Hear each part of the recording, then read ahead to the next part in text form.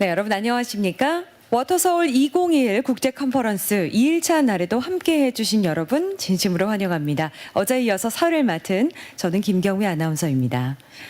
Good morning, ladies and gentlemen. I am Kim Kyung-mi, your MC for 2021 Water Seoul International Conference following yesterday. Good to see you again. 네, 2일차 컨퍼런스 역시 코로나19 상황을 고려해서 유튜브 채널을 통해서 실시간으로 중계가 되고 있습니다. 오늘 또 많은 분들께서 함께 해주고 계시는데요. 먼저 감사의 말씀을 드리겠습니다. The second day of the 2021 Water Seoul International Conference is being live streamed on YouTube. Many people are participating in this event as well as yesterday. Thank you very much. 네, 오늘 행사는 1일차에서 다룬 세계적 우수 사례들을 바탕으로 구체적인 서울시 물관리 정책과 기술의 적용 방안에 대해서 논의하기 위한 학술 발표 프로그램입니다. 오늘도 역시 물순환, 물안전, 물문화 이렇게 3개 세션으로 진행이 되겠습니다. Today's event is an academic conference to explore ways to apply the outcomes of the global best practices we discussed yesterday to the Seoul Metropolitan Government water management policies and technologies. We have 3 sessions again, water cycle, water safety, and water culture. 네, 지금 현장에 참여하고 계신 연사분들께서는 행사가 진행이 되는 동안 마스크 착용과 충분한 거리 두기를 꼭 실천해 주시기 바랍니다. 그리고 유튜브로 시청하고 계신 여러분들께서는 실시간 댓글로 응원과 질문을 남겨주시면 저희가 50분을 추첨해서 기프티콘을 드리는 이벤트를 진행합니다. 여러분의 많은 관심과 참여를 부탁드리겠습니다. 뜻깊은 자리에 마지막까지 함께해 주십시오. I would like to ask the speakers physically present at this conference to keep your mask on at all times throughout the event and maintain social distancing. If you're watching this event on YouTube, you can leave comments or encouragement or questions on the channel. Among those participants, we will choose 50 people and give them gift voucher. We'll look forward to your much support and participation. Please stay with us until the closure of this meaningful event. 자, 그럼 지금부터 세션 1을 시작하도록 하겠습니다. 이번 세션은 탄소 중립을 지향하는 물순환 도시를 주제로 도시의 물관리 전략과 기술에 관한 주제 발표와 종합 토론으로 이루어져 있습니다. This session consists of presentations and panel discussions on urban water management strategies and technologies under the theme of Water Cycle City of Carbon Neutrality. 네, 이번 세션 좌장으로 수고해 주실 분을 소개합니다. 김희영 공주대학교 교수님께서 이번 세션 이끌어 주시겠습니다. So, the Professor Kim Lee-Hyung of Kongju University will lead this session as a moderator. 네, 교수님 부탁드리겠습니다. Good morning, ladies and gentlemen. My name is Kim Lee-Hyung, as was introduced. So I will be the moderator of the first session titled Water Cycle. Carbon neutral societies are key topics all around the world these days. And we will look at how water cycle of cities can contribute to carbon neutrality. We have 3 renowned speakers today. First, from UCLA, distinguished professor Michael Stenstrom. And he's actually doing a lot of research at the IWA in the United States. He will be talking about the cases in the United States, especially LA. Next, we also have researcher Hae-Jin of the KEI. She will also look into the key factors on how the government is implementing comprehensive water management. And last but not least, we also have a PhD, Mr. Choi Jong-Soo from the Land and Housing Institute. He is also one of the experts in the field. He will be talking about the climate change responses through rainwater management in the urban area. So we have 20 minutes each for presentations, and afterwards we'll have our 3 speakers and discuss about the key factors and issues.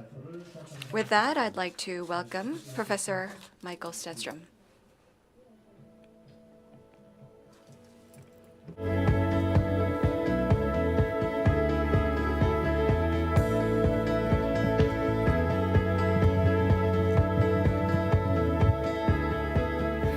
Well, thank you very much.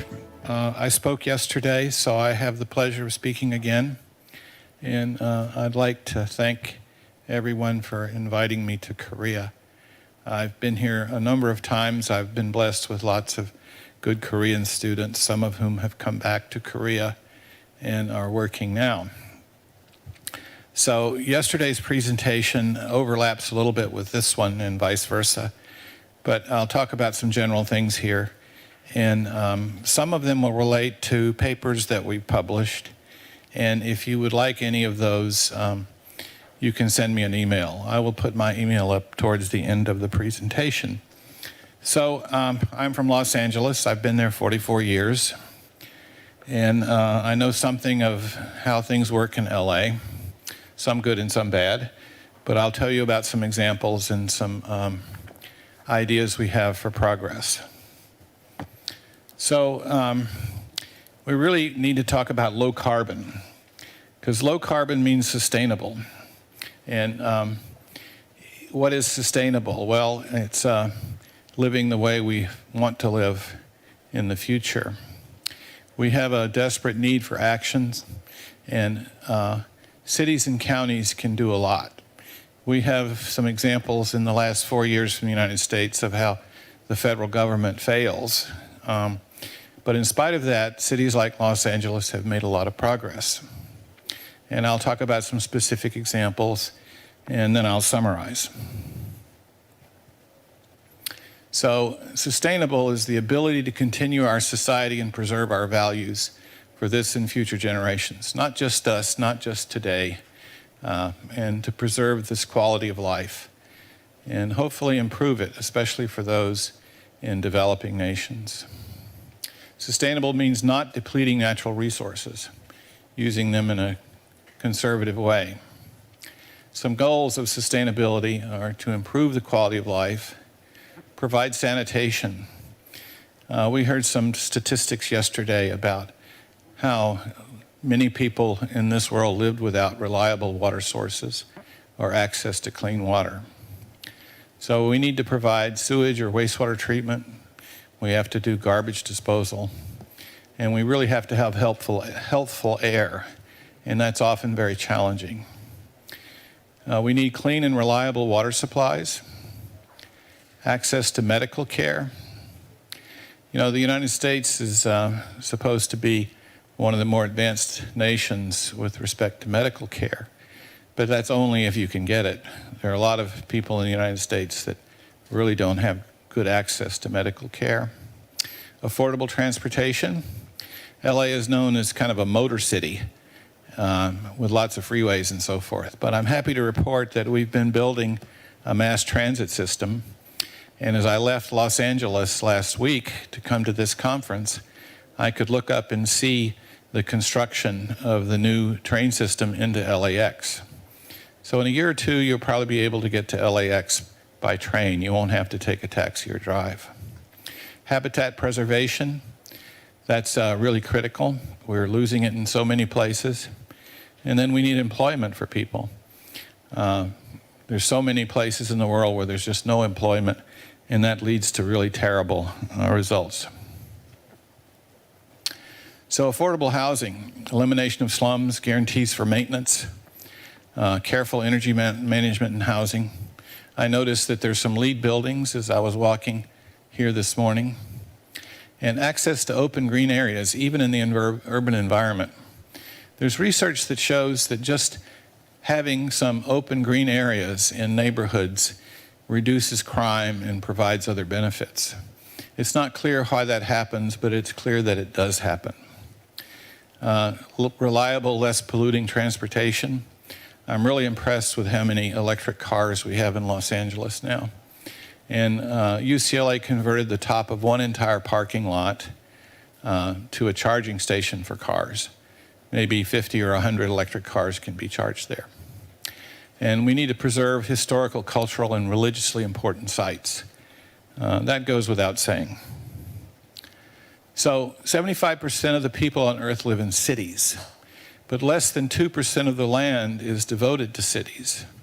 Therefore, 75% of the people are living on 2% of the land. and that creates congestion, density, none of which are good for sustainability. Cities and urban areas are the forefront or the front lines for the quest for sustainability and low carbon society. And megacities such as Mexico City, and I've been there a few times, they create conditions that are simply shocking to observers like me. I suppose the residents there get used to it, but when I travel there, I'm always reminded of how bad things can get, and I'm encouraged to follow better policies for other cities.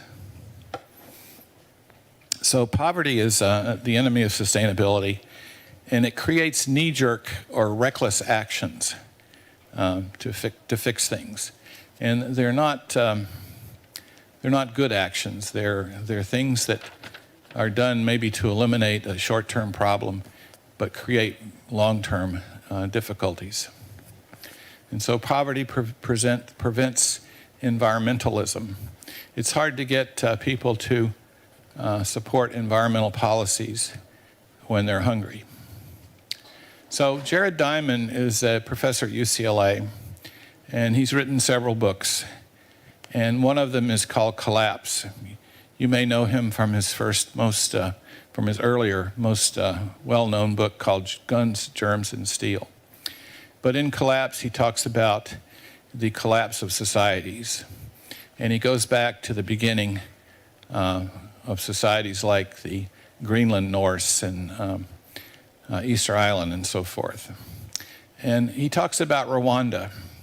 And it's his theory, it's a theory, is that Rwanda and the genocide that occurred there was because of poverty and the lack of land and sustainability. And so we have a modern example of something that happens when we have non-sustainable conditions. So the quest for low carbon sustainability goes with the goal of eliminating poverty and improving quality of life for everyone. So why low carbon? Well, we have dwindling fossil fuels. I mean, we've been talking about the oil shortages for years, and our companies have figured out ways to extract more oil from oil fields that are supposedly exhausted. So that's being continued, although it continues carbon emissions. We have environmental impacts, and rainfall patterns are going to change, more frequent and more violent weather. And I think we're seeing that in a very dramatic way right now. And all these predictions are running 10 to 20 years ahead of time. So whatever we were doing to predict effects, it seems like the error is that we were putting them farther out in the future, and they're happening almost immediately. So some redefinition of coastlines is going to occur in many places. I mean, Florida, which is not a big advocate of sustainability, if we look at sea level rise, Florida could almost disappear. And Bangladesh as a country might cease to exist with sea level rise. And there's the possibility of global conflicts, wars, over redistribution of resources. And we're going to lose lots of marine resources. Coral reefs may disappear. They don't exist so well in warmer temperatures. And we can't just expect them to move north, because it may take centuries for them to grow. And the environments in the more northern climates may not exist for them in spite of warmer water. And so sustainability that we want cannot be achieved without lowering carbon and other greenhouse gas emissions.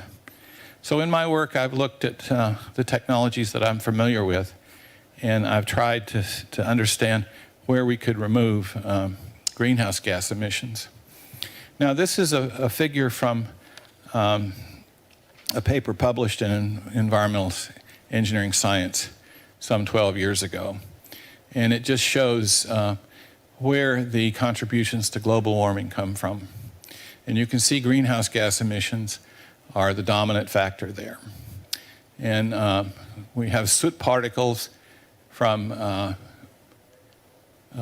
fuels in some urban heat islands.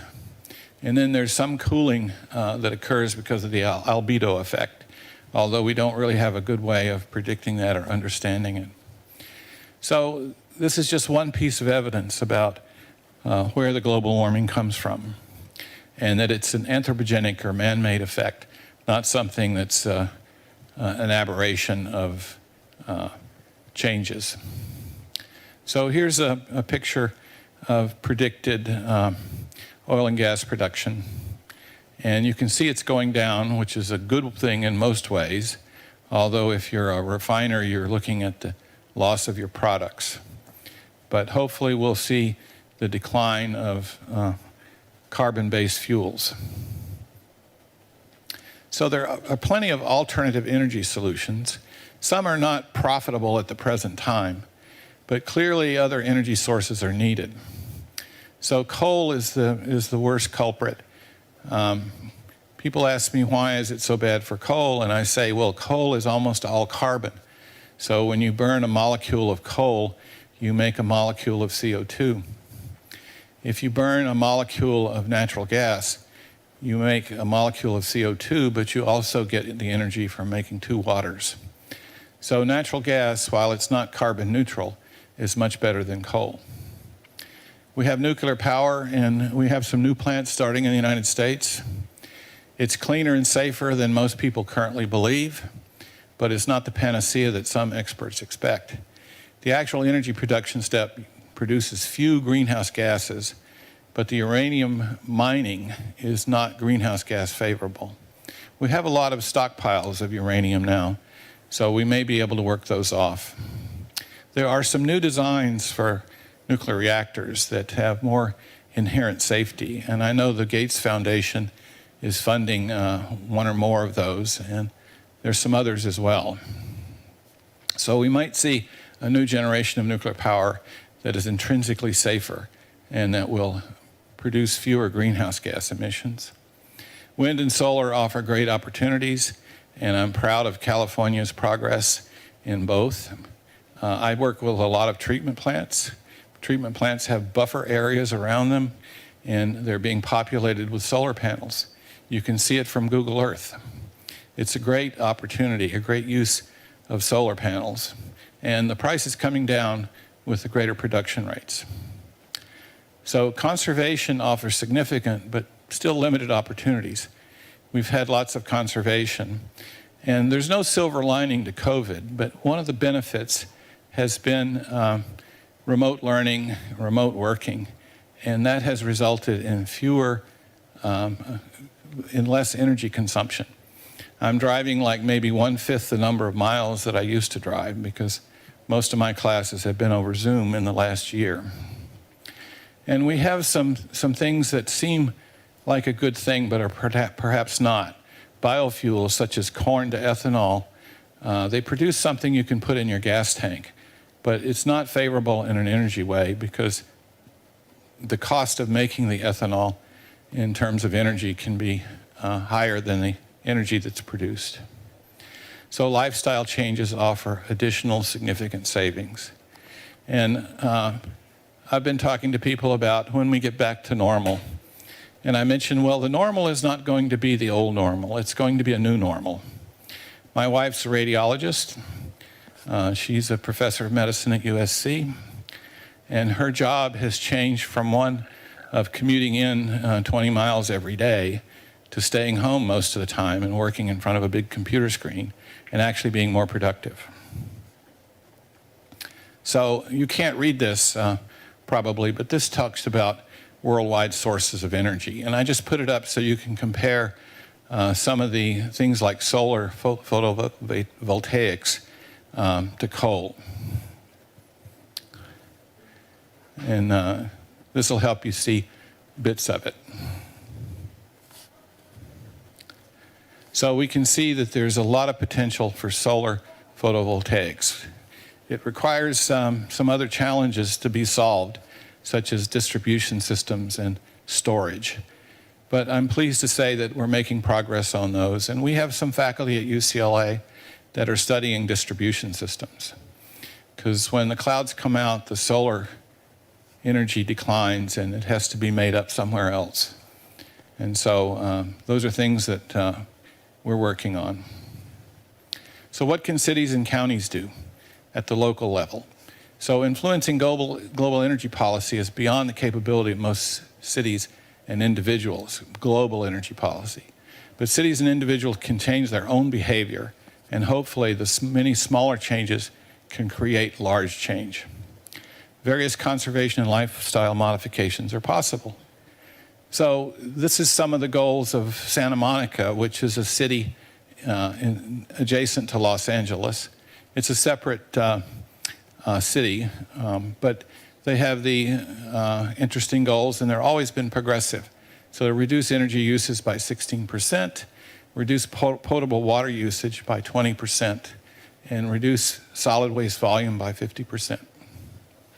Achieve 50% post-consumer recycled paper, convert 75% of the vehicles to alternative fuels, reduce wastewater flow, increase trees on public property, provide 750 affordable housing units, create 3 community gardens, and create 6 hectares of new open space, and establish a grade school education program. That's one of the really important things. I mentioned yesterday that water reclamation is occurring in Orange County at a very high rate, and part of its success is that they're educating students in the early grades, like the 5th grade, on the benefits of reclamation. So the city of LA has implemented a lot of energy and water saving programs. And water conservation is one of the easier ones. And we've accomplished a lot. Low flush devices like toilets and shower heads. And we have some zero-scape for new vegetated areas, which I'll show you. And of course, we're doing wastewater recycling. Our mayor, about 2 years ago, gave the city the goal of recycling 100% of the wastewater by 2035. And we're working on that. So currently, upwards of 30% of the wastewater is recycled, and industries are replacing potable water usage with reclaimed water. And that has benefits in reliability, because in a drought, industries will lose their water, but they won't lose their reclaimed water. So we have indirect potable reclamation, where we inject water into drinking water aquifers and then pump it out later in different locations. We have some success stories at large coastal plants. The LA Barrier Project, the West Basin facility, which I talked about yesterday. LA County has many in the inland area, and Orange County has a big barrier project that's recycling more than 100 million gallons per day. And California has a special incentive for recycling, since pumping costs from Northern California for much of the water supply exceeds the energy required for reclamation. So it's energy favorable to reclaim water than to pump new sources. And our LA Department of Water and Power has done some things like creating subsidies. I was mailed a couple of LED light bulbs, and I didn't need them. I've converted all of my lights to some type of low energy spiral fluorescence or LEDs. But that's a good thing to get people moving in the direction of lower energy. Energy efficient appliances and incentives for them, like front-loading washing machines. They use less energy and less water. We also have the plans for off-peak power utilization. If you can convert your power usage to something in the middle of the night, it saves in many different ways. So what I do is I start the dishwasher before I go to bed, and I usually go to bed about midnight. So I put that power consumption in the part of the curve where it's most available. So wastewater treatment, I've studied energy consumption associated with wastewater treatment, carbon sequestration, and the environmental benefits of it. And so this is a paper we wrote. Diego Rosso is a professor at UC Irvine, a former student of mine, and that's a picture of a big treatment plant in Washington, D.C. And we've been studying the carbon footprints. How can we reduce carbon production, CO2 production from treatment plants. And I put this statement up at the bottom as if this was going to be in the presentation yesterday, but I moved some of the things around at the request of the management here. But these papers are available. Some of them are available online. Others you can email me and I'll send them to you. And so this is a figure I published in 1988. And how many years ago was that? That's about 25 years ago. And I call this the UCLA tree because this was one of my early stormwater projects. And it shows an asphalt impervious parking lot, and we have many of those. And this is a kind of a green belt next to it where we direct the runoff instead of directly into a storm drain where it exits to the ocean, into some sort of green area where there's soil and opportunities for penetration. And then there's a safety overflow at the back. And so we didn't have much progress on this. People said, what is that crazy professor at UCLA telling us what to do? Why do we want to do this? Well, we're beginning to see some examples of these sorts of things. This is Xeriscape, a lawn that needs very little water and is a really good idea for places like Southern California, Arizona, and New Mexico. This is my first example of my UCLA tree. And we can see the parked cars on the side of the road. And there's a conduit that's under the red area that you see there that goes into these green belts, and you can see the plants growing. And it goes all the way down the street. And that's a great way of reducing runoff, which helps with flood control. It helps with creating green areas, which I've said have other benefits. And it, in some cases, will help groundwater supplies. And here's an example from Korea. This is a project that my former student, Dr. Kim, worked on. And this is permeable pavement. And so some of the liquid, the rainwater, percolates in and reduces the amount of runoff. And we have lots of different types of permeable pavements. And in LA, we're making driveways and backyard patios and so forth from permeable pavements to try to reduce the runoff and create more infiltration. And this is another example from Dr. Kim's studies, which is a filter, a biofilter. So the water penetrates the rock beds, goes through the biofilter, and then comes out much cleaner. So our conclusions are that low carbon emissions come with sustainability and vice versa. Major changes in the way we produce energy will be needed. And since I wrote this PowerPoint up a couple of years ago, I'm pleased to see that we've made a lot of progress in this direction. To augment these changes, we can modify the way we live. And I mentioned that there's no silver lining for COVID, but we can look and we can find some benefits, such as learning that we can work remotely and we don't need to commute so much, which saves time and reduces energy consumption. And it will also reduce wastewater. So developed nations have an obligation to help less developed nations. And we published a paper in Chemosphere that suggested that developed nations could build treatment plants in undeveloped areas, claim the greenhouse gas reduction credits, and provide sanitation. And dollar for dollar, that would reduce greenhouse gases more than projects in the United States. So sane leadership at the federal level is essential. And I'm sorry that we lost that for 4 years in the United States, but we're getting it back. So here's a reason to act, the future. So thank you very much, and I'll be glad to take questions at the appropriate time.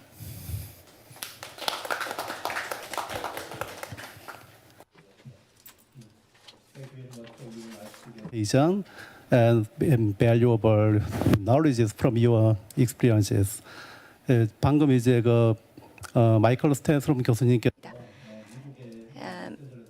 Professor Stenstrom also talked about sustainability and the best cases within LA. In particular, I think the usage of water is a usage of energy, and so they all go hand in hand. And of course, the usage of wastewater and having that goal of reusing water and wastewater by 100% by 2035 is probably an ambitious goal that we also need to benchmark.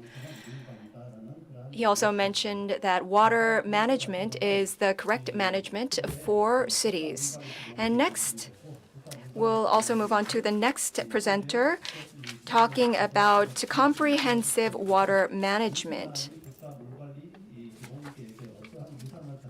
and how the comprehensive water management will contribute to the national water cycle. Good morning, ladies and gentlemen. I am Hae-Jin from KEI. Today, I'm going to talk about directions and policies on national water cycle management for integrated water management. Just like other countries, I'm not sure about other countries, water quantity and water cycle management were separately managed by different government agencies. But in 2018, we started to make a unified approach. So the Ministry of Environment is the main entity to take care of it. So in order to plan water and manage water, we established National Water Cycle Management Plan. So we have a national water management plans. And under that plan, we established national water cycle management. So why did we adopt this water cycle management policy? And what kind of project and initiatives we have under that strategy?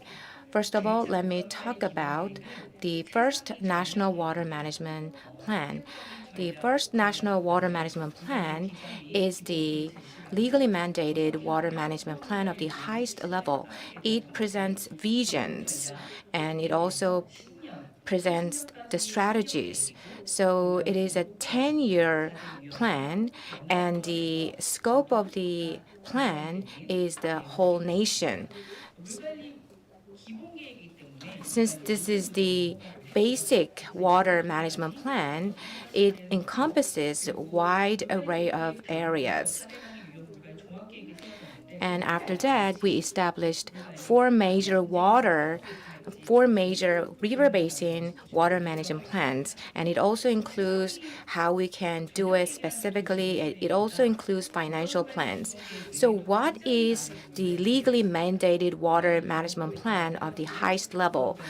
We have many different plans, but this legally mandated water management plan of the highest level means that if you have any plans on water, deliberation committee will determine if those plans are in line with the legally mandated water management plan of the highest level. So basic vision is that we need to manage water for nature and humanity. So under this vision, we established sound strategies. So what is sound water cycle management? So normally in urban areas, we thought that sound water cycle management is bringing the conditions back to the original natural conditions. But the national water cycle management is to strike the balance between the artificial development and the humanity and nature. So this plan puts nature before humanity because we want to stress the importance on nature, because so far we have focused so much on people. So we have three goals, which is promoting health of river basin communities, ensuring availability of water for future generations, and manage water for public safety in the era of climate crisis. Then what is the water cycle management? There's a rainfall and it runs to the streams. So how do we manage this? What does this mean? So there are all kinds of elements in the entire water cycle. So we need to manage all these elements in an integrated manner. So let me talk about this in terms of policy. Why do we need to consider everything environmentally? So because rivers are drying right now, and also there's a lot of runoff, and there's a heat island effects, and there's increasing risk of flooding. So there are environmental pressures that require water cycle management. And also, water management is facing more challenges due to climate crisis. So because of the impact of climate change, risks of flooding is increasing, and also heat waves are expected to increase, and also there is projections that floods will increase in the future as well. In a hypothetical simulation, if the drought that happened in 1994 happens again in the future in a more frequent way, then there will be depletion of water and there will be a lot of water shortages. So we need to come up with a dramatic solution to this. And there are socio-economic factors that demand water cycle management. So the impervious cover is increasing, and also there's a lot of housing areas, and there are national plans to provide housing. So if there's a new housing areas to be created, from where we can supply water to these new communities? And also there's a less finance and less funding for water management, but in reality, the budgets for water management are decreasing. So in consideration of all the factors, economic and social and environmental, we need to manage water in a comprehensive and integrated manner. And also there's a policy factors. So now the Ministry of Environment is the single entity who is making a unified approach to water management. And in Korea, we have a Korean New Deal policy, and also the government declared the carbon neutrality by 2050.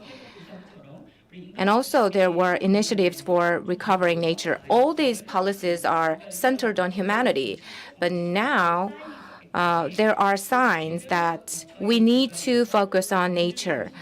So it was a compartmented approach, but now we have a single unified approach to manage water in an integrated manner. And also we need to expand the scope of water cycle management from urban water cycle to the water cycle of the entire basins. So we need to manage the non-point pollutant sources in a comprehensive manner. What is the national water cycle management?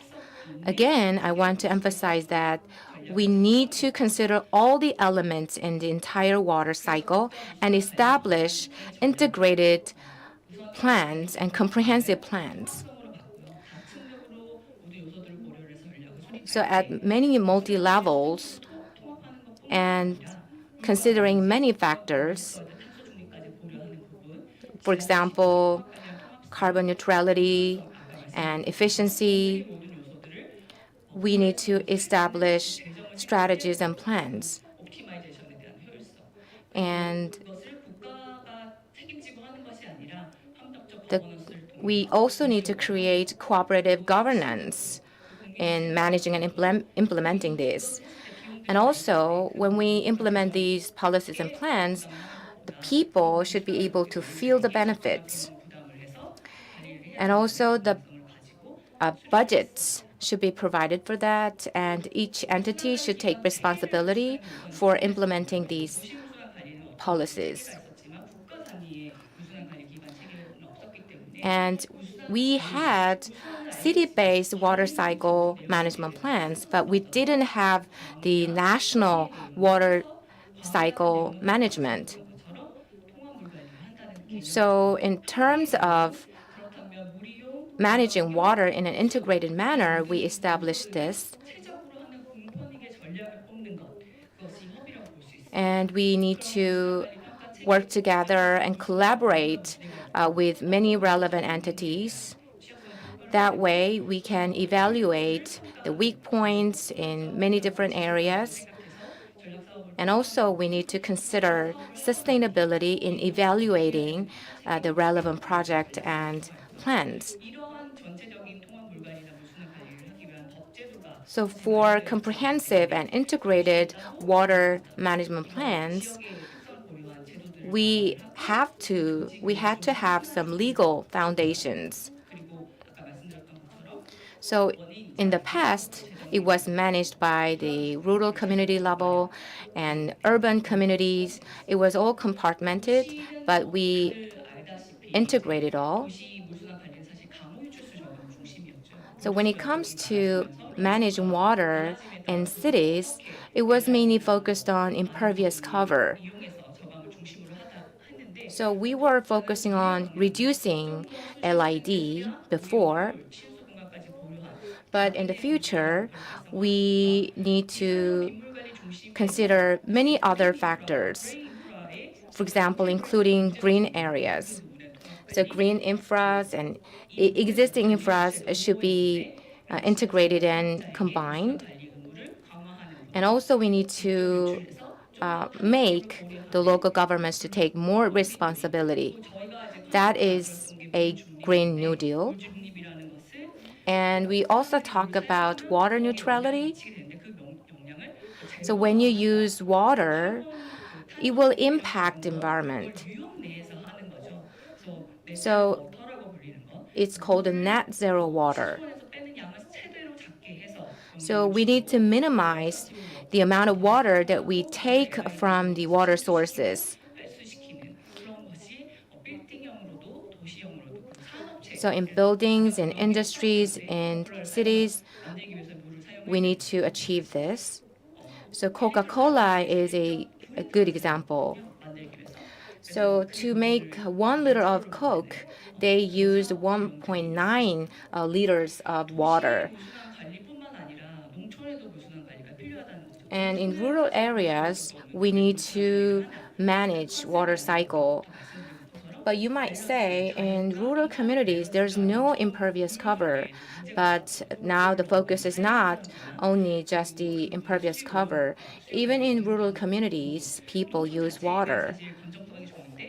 But actually, water cycle is very sound in rural communities, but there are some distortions. So we need to develop the water cycle management projects that befit rural communities. So when we use energy, the energy is used because to distribute water, a lot of energy is needed to pump water. By using energy, the greenhouse gas emissions are occurring. But by using the least amount of water, we can reduce carbon emissions. And also from water, we can create energy, just like solar power energy.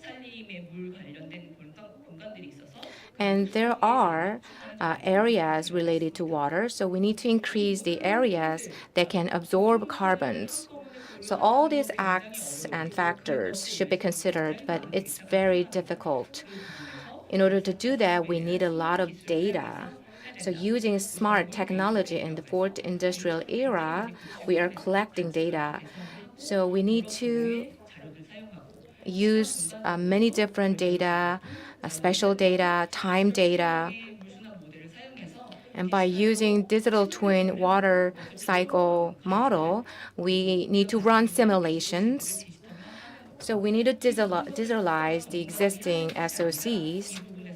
Not only experts and the government take responsibility of this, we also need to think about the possible benefits of doing this job. So for the next 10 years, we are going to implement these strategies. So the plans will be implemented. So in June, we approved the national water management plans. So every year, we are going to evaluate the progress in implementing the plan. And also, we will make all compartmentalized plans more efficient. And we will invest and inject funds and budgets in proper areas. So for this, we established plans. Thank you for listening. 네, Thank you very much. Dr. Han, regarding the National Water Management Plan, she emphasized the importance of water cycle management and carbon neutrality and water management. The people and nature should coexist. For that purpose, water cycle management should be introduced. So she presented Korea's national water management strategy and plan in that regard.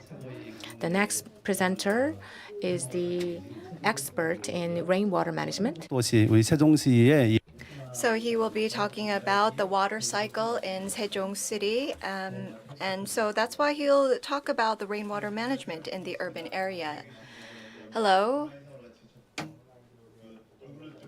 So it would have been nice if we could have seen each other face to face, but nevertheless, it's a great honor to be here. So I will be looking into a bit more of a detailed scope about how the urban area can implement these policies and plans. So autumn is known to be a very beautiful season with high skies, but we've had a lot of rainfall this year. It should be something that's welcomed, but not so much in the autumn. So if you have any questions for our online audience, please post them up and on the YouTube channel. If you have any other questions, I'll also put up my email address so that you can ask away. So what do you think of when it rains? Some people think about their past lovers, but we looked at the survey, and a lot of Koreans either think about makgeolli, the rice wine, or coffee. So 34% is actually the increase in sales when there is rain. And of course, it's a question mark for coffee because I haven't been able to see some concrete figures for the increase in sales of coffee. So I also think about these graphs. This is before the development of the city and after the development of the city. It looks at how much rainfall there has been. This is pre-development in the bottom, and then the darker blue is post-development. Of course, after development, you have more impervious ground and surfaces. So we also need to do flood control, so that's why we have rivers, storm sewers, detention ponds, and drainage pumps. A couple of decades ago, it wasn't a big problem, but recently, with the red dotted line with climate change, we have torrential rains and school showers. And suddenly, lots of rain come down in just a couple of hours or even minutes. And in July of 2011, we had 107 millimeters per hour. This was unprecedented and something that was not anticipated. So if we were to go with our conventional methods, we have to have more drainage pumps, storm sewers. However, with an urban area, we can't develop that further. So let's look at the Seoul case. In 1962, before we had urbanization, and in 2010. As we have expected, before development in 1962, about 10% would be a surface runoff, and 45% would go underground, and then the other 43% or so would evaporate. However, now the surface runoff is 51.9%. Over half is a runoff. And so that's why whenever there is a lot of rain, it floods. And because of the runoff, then we all suffer from droughts because there hasn't been any penetration into the ground.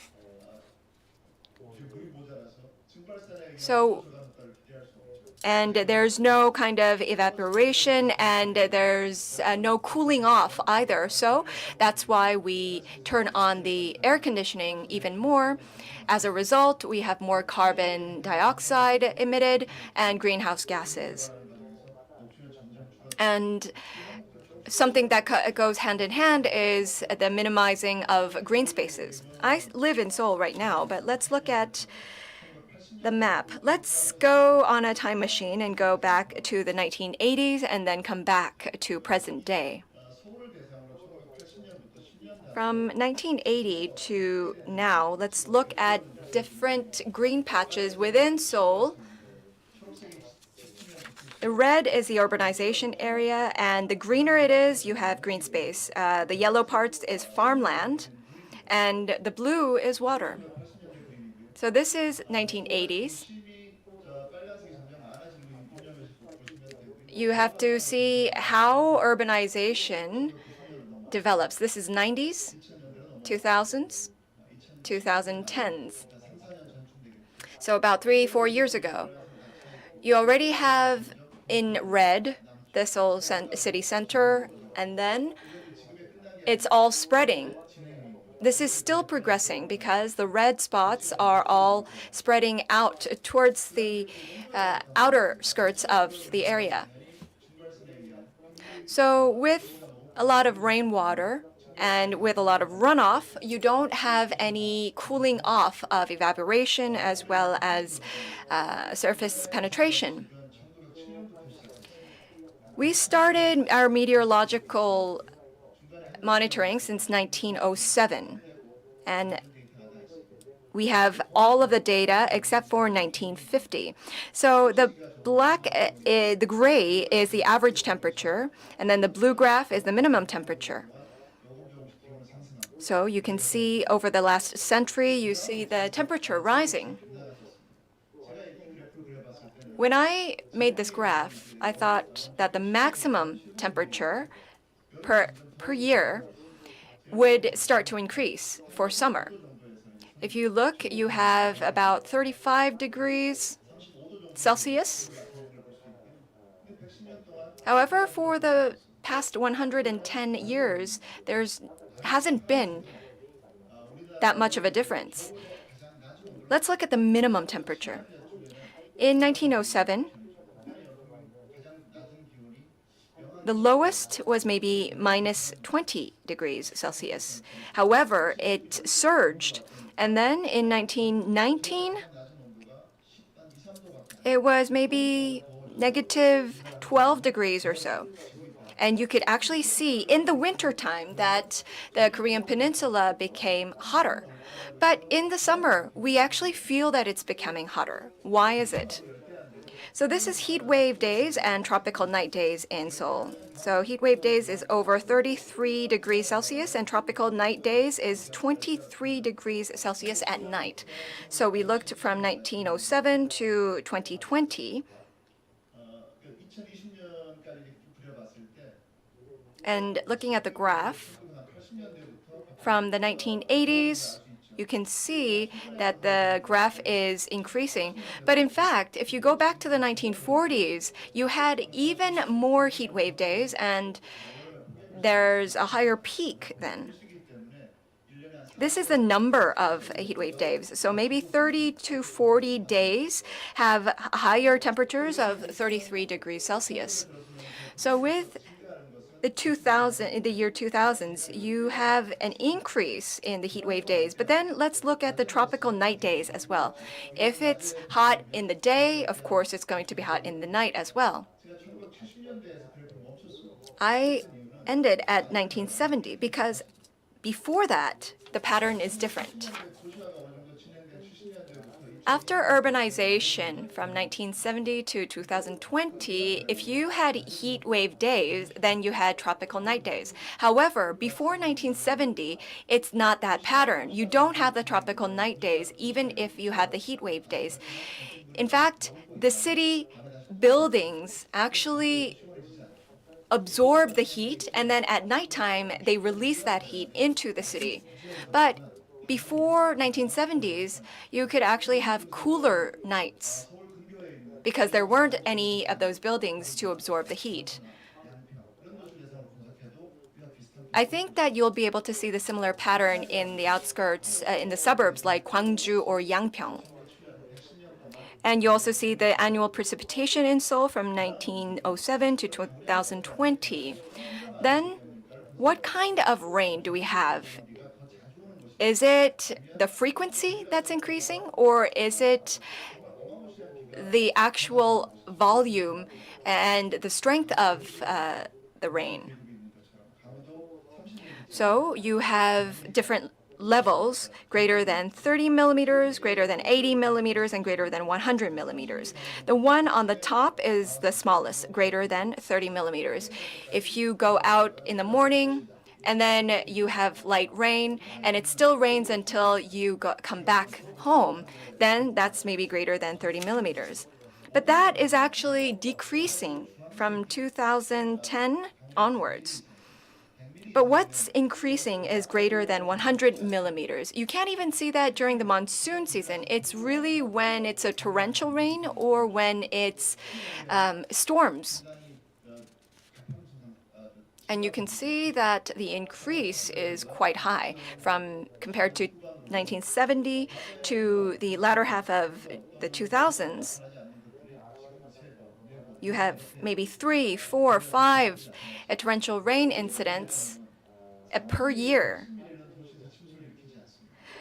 So greater than 30 millimeters is something that's accessible for the city. The city can absorb all of it. However, greater than 100 millimeter rains is something that creates floods. Most of the sewage drainage pipes were built in 1970s or 80s.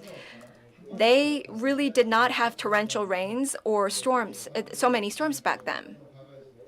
Based on that, we have the infrastructure, and now it's becoming a shortfall for us to accommodate all of the rain with the infrastructure of the past. Now, then what will happen in the future?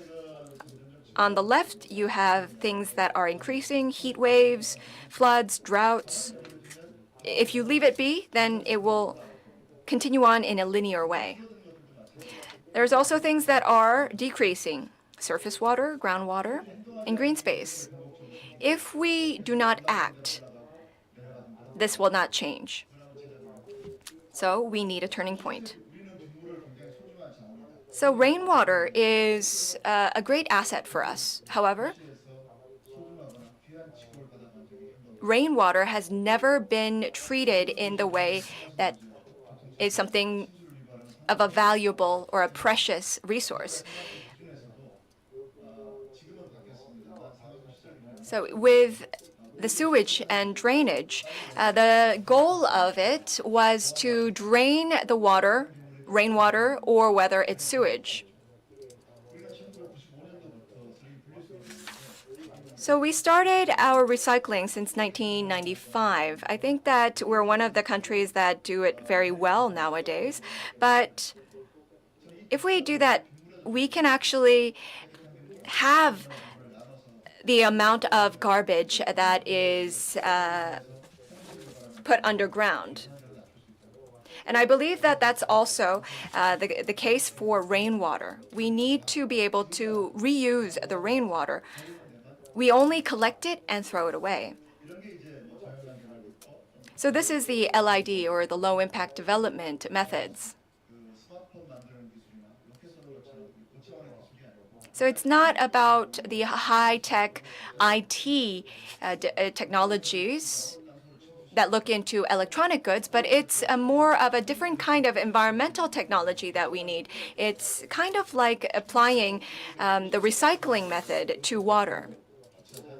So I categorize the different areas where you have rainwater with the roads as well as the underground and the green patches. The roads is usually where you have the surface runoff, but it's very difficult to treat the rainwater on these pavements. So a more aggressive or proactive way is to spray water for cooling fog. But this actually has a great effect. You can't actually use wastewater on this, but still you have the cooling system.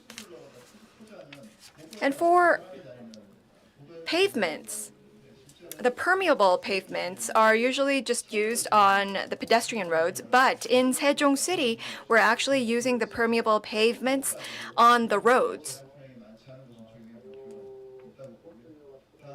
And next, you also have the parking lots. We can also use the entire area and can change it over to permeable paving, but of course that incurs a lot of costs. So we can only use little bits and pieces and patches and turn it into permeable paving. This is one of the cases from our institute at Land and Housing. This is when there was a lot of rain. What looks very glassy is the pavement, and the other part that looks a little dry is the permeable pavement. This shows that water is actually seeping through. You can also manage rainwater in the buildings and on the sides of the buildings as well. This is called the green curtains. It's kind of like an umbrella for the building.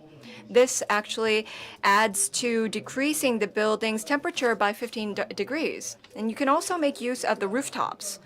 What is the effect of this? I probably will tell you that the overall aesthetics and horticulture will change. This is before on the left-hand side. You only had concrete and pavements. But then on the right-hand side, you see a lot of greens and even pink with flowers. So with floods reduction, you can have a 10 to 20% decrease. And as for temperature, you can also have an effect of 1.4 degrees Celsius. So these are some of the greatly added effects. Let's look a little bit more into detail. This is during the peak days of summer, and we looked at how the temperature falls when you spray water on it. This is with the temperature thermal camera. It's about 45 degrees Celsius to 50 degrees Celsius. Let's now spray water on it, and then let's see how the temperature changes after 20 to 40 minutes. Right after you spray water, of course, it goes down. For 20 minutes, 40 minutes, let's take a look. And as the temperature passes, yes, the elapsed time is maybe 2 hours and 30 minutes. It also comes back to its original temperature. We sprayed the water at 2 p.m. and you had about 15 degrees that fell. Afterwards, with 4 hours, then it starts to climb back up. But then afterwards, it's not when the sun is at its peak, so it will be a little bit better. So if we just spray water during the peak hours of the day in the summertime on the roads or in the parking lot, we'll be able to reduce the temperature, and we also have added benefits of cleaning the roads from dust and particles. So here you have number 1, 2, and 3 when you had the water being sprayed. Red and green have differences in the graphs, but the red is asphalt paving and green is permeable paving. So as you can see, the increase of the temperature is a bit more frequent with the red graph, and with the green graph, it consistently is a bit more cooler. This is the last slide for me. If we use LID or permeable surfaces to respond to climate change, a lot of people or critics say that it's very difficult to maintain. This is our building. When we built the building in 2017, we took a picture every couple of months, 3 or 4 months. This is 2017, July, and this is September of 2017. And then as time passes, this is winter time. Of course, it all died out. That's why a lot of people say, you know, this is terrible for maintenance. We have to replant all of these once again in the spring. This was April or March in 2018. Then you see the green patches becoming live again, and again in July, and in autumn. Of course, they died out, but people no longer worried about it. We still are maintaining the green patches, and that was June, July 2021. Of course, not all of it was maintained as it was. However, with the permeable surfaces, you have better aesthetics, you have the cooling functions, and of course, the green patches. If you have any questions or if you need more details, please drop me an email. Thank you very much. Thank you very much, Dr. Choi. I think that he is truly the expert in rainwater management, talking about the changes in urbanization and seasonal changes of the LID facilities. And now we have finished the presentations. We have about 10 minutes for the panel discussion. So let's just freely discuss with each other. You can ask questions to each other as well. So as the moderator, I'd like to ask the first couple of questions. We talked about water cycles and how to achieve carbon neutrality through the water cycles. So ultimately, it's about water usage, water management. That's the same as energy consumption and energy management. So we looked at the LA and Santa Monica cases and how important carbon neutrality is important for the Korean nation was talked about by our 2 Korean panelists. So here are just questions. Questions to you. You mentioned about wastewater recycling rate in Los Angeles. It was 30% right now.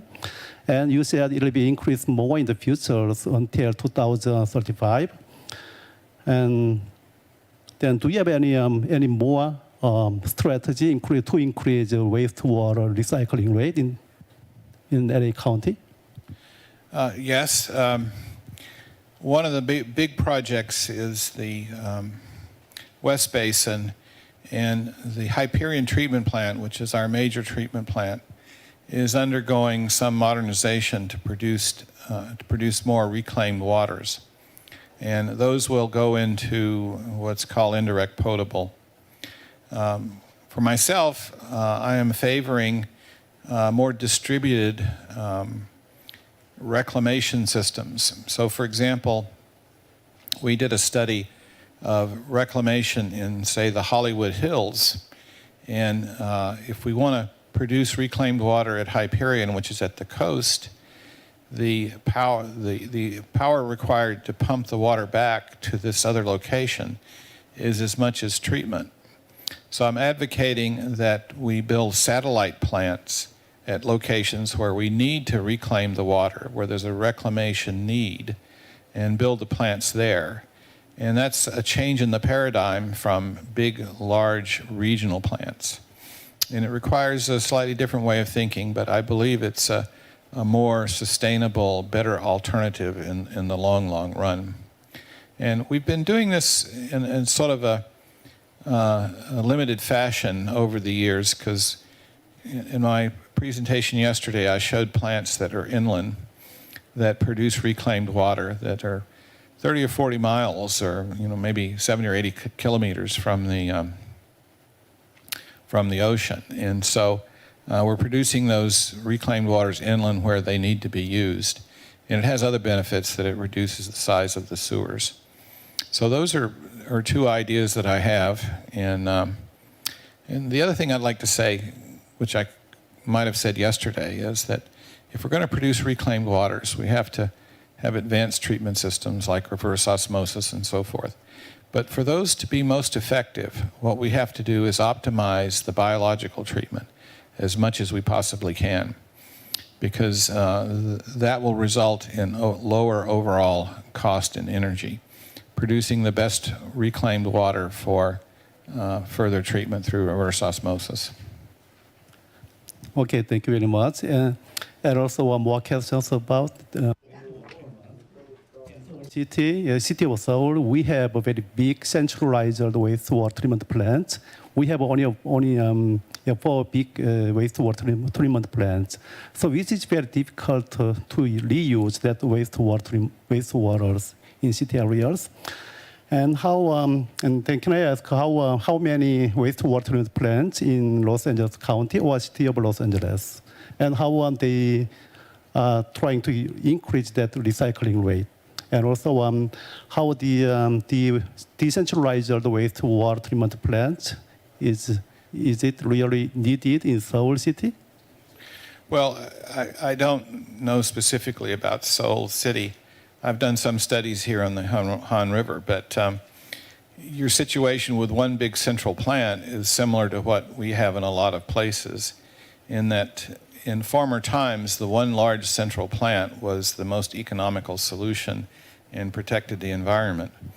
But now we need to build satellite plants when we can. And in Los Angeles, there's 2 big agencies. The city of LA has 4 treatment plants. The big one at Hyperion at the coast, 2 inland plants. And the 2 inland plants already pretty much achieve 100% reclamation. And it's because they're in areas where the reclamation is really needed and can be used. And for the most part, the reclamation is for uses that don't require the highest quality, like irrigating golf courses and dust control and industrial reuse. So that's an example. The Los Angeles County Sanitation District has 10 treatment plants, and they're in a network of several single plants, but about 6 of them are in a network that can share. And so they provide reclaimed water in inland areas as far as 70 kilometers from the ocean. So I think there's some success stories there, and I've alluded to those, although if anybody wants more information about them, I'll be happy to provide it, and even to the point of maybe sponsoring some field trips to Los Angeles after COVID is mostly overcome. Okay, yeah, thank you very much. 그러면 이제 제가 한혜진 박사에게 Now I'd like to ask question to Dr. Hae-Jin. In water cycle management and carbon neutrality is very important for a national water management plan. In Seoul, carbon neutrality through water management might have direct ways and indirect ways. In terms of water management, indirect and direct carbon management, what kind of strategies do we have? The non-CO2 emissions, so there are methane and greenhouse gas emissions from wastewater treatment. So how do we treat sludge? And we need to focus on that. And what's special here in this, when you think about greenhouse gas emissions, you need to treat waste water treatment, then the efficiency might be low. So we have a dilemma in that regard. So we need to optimize that. Technological development is also important. The indirect emissions are mainly from the energy consumption. So energy consumption accounts for the biggest part of emissions. In Seoul and in other areas, the water sources are very far away. So that is quite good for water management, but in terms of energy efficiency, it will emit a lot of greenhouse gases. So in terms of pumping, we need to increase energy efficiency. But if you don't use a lot of water, and we can reduce the energy required to transport and pump water. And also, if you use less water, the waste water treatment and water treatment will produce less emissions. So green infrastructure and areas that can absorb carbons, that can be also another strategy. We have about 1 minute and 30 seconds left. Lastly, Dr. Chun. LID를 빗물 So rainwater management is an area that's quite difficult for the public to participate in. So what kind of incentives are needed for the public to participate? Well, it's a sudden question, so I will wrap up in 1 minute. Of course, we need some policy directions as well as the willingness of the public, but there's limitations to just having the public's willingness. Of course, the policies, the government has to provide incentives. And I think that the government already knows the methods. In the past, they actually gave us incentives for using rainwater. I think that with that, the government can provide incentives for that. And with tap water, because it's so cheap, just some kind of incentive to make use of rainwater will not, take effect. I think that it has to have something more substantial to it. Yes, thank you very much. That concludes our panel discussion. We have to move on to the next session, so I'll just wrap up in 10 seconds. We had great presentations from our 3 speakers, and we were able to gain great insights. I hope that Seoul City could make use of these insights to better manage the water cycle. With this, I'd like to conclude our session. Thank you very much. 대단히 감사합니다. 이렇게 해서 2일차 물순환 세션을 마무리하겠습니다. 이 세션을 통해서 도시의 물 관리를 위한 사례와 정책, 수립 전략, 기술에 이르기까지 종합적인 전략을 제시해 주셨는데요. 너무나 훌륭하게 진행을 해주신 김희영 교수님, 그리고 스탠스트롬 교수님, 한혜진 박사님, 최정수 박사님 발표와 토론 대단히 감사합니다. The second day of the water cycle session has presented comprehensive strategies with the cases of the urban water management and policy policy making and technologies. I would like to thank the moderator, Professor Kim Il-young, and also our panelists. Thank you very much. 자, 이것으로 세션 1을 마무리하면서 두 번째 세션 넘어가기 전에 재정비를 위한 5분간의 휴식 시간을 갖도록 하겠습니다. 세션 2가 시작되는 10시 25분까지 시간에 맞춰서 착석을 해주십시오. With that, session 1 is completed. Before we move on to the second session, we're going to take a 5-minute break to arrange the venue. Thank you very much.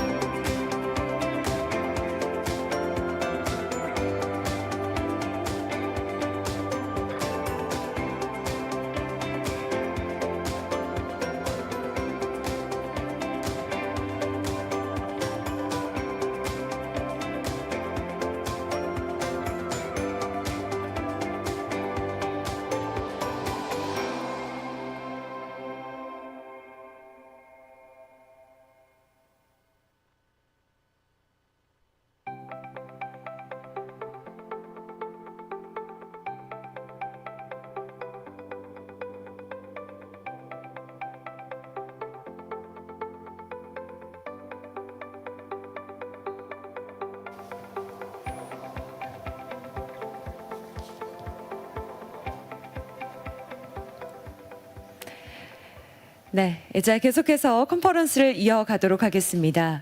이번 세션 2는 기후위기 대응력 확보를 위한 도시 물안전에 대한 주제로 국내 연사분들께서 주제 발표와 토론에 참여를 해주실 예정입니다. So let's get started again. Session 2 is themed on cities' water safety to secure climate change adaptation capacity.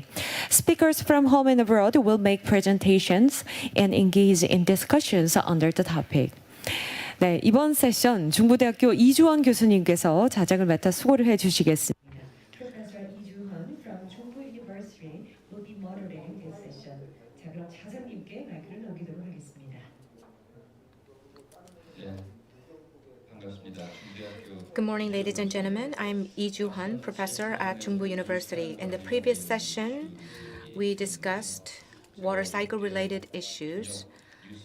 Yesterday, I watched the news. In Alabama, there was a heavy rainfall of 300 milliliters per hour, causing damages to property and casualties. This year alone, in Germany, in China, in other Asian countries, we experienced unprecedented flood damages, and we also saw unprecedented level of torrential rains. That's why we created this water safety session. In this session, we have 3 speakers.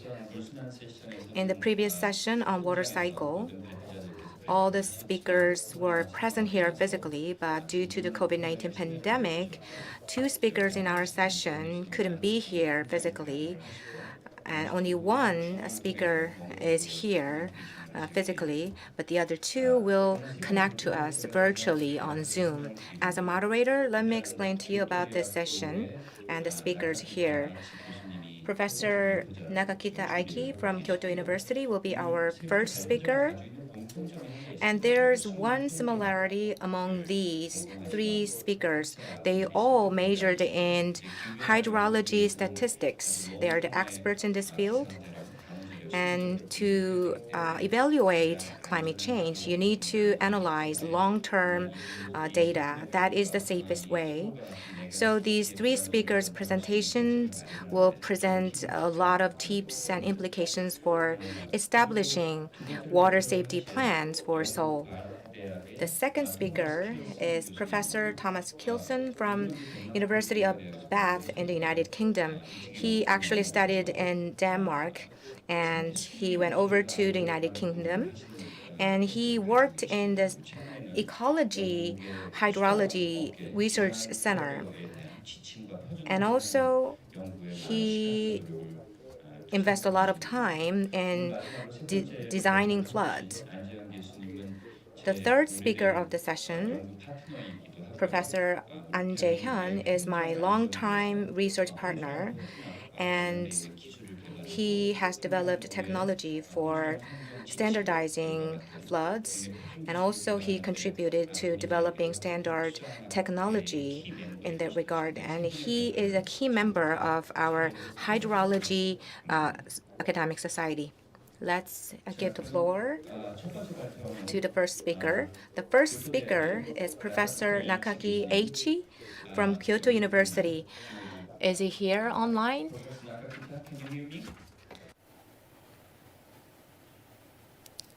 Are you ready to make a presentation?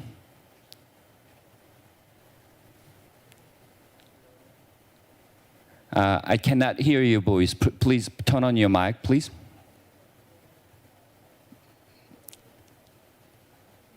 No. Can you hear me? Yeah, sounds great. Yeah. 聞こえますか? Yeah. Thank you very much. You can share your シェアリング presentation files for us. を Yeah. 用意します。少々お待ちくださいね。 You have 20 minutes presentation. Thank you.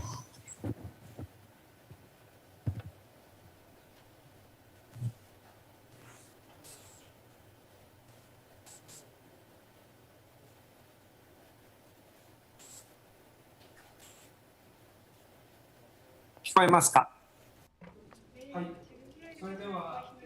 Can you see my slides well? Let me start my presentation.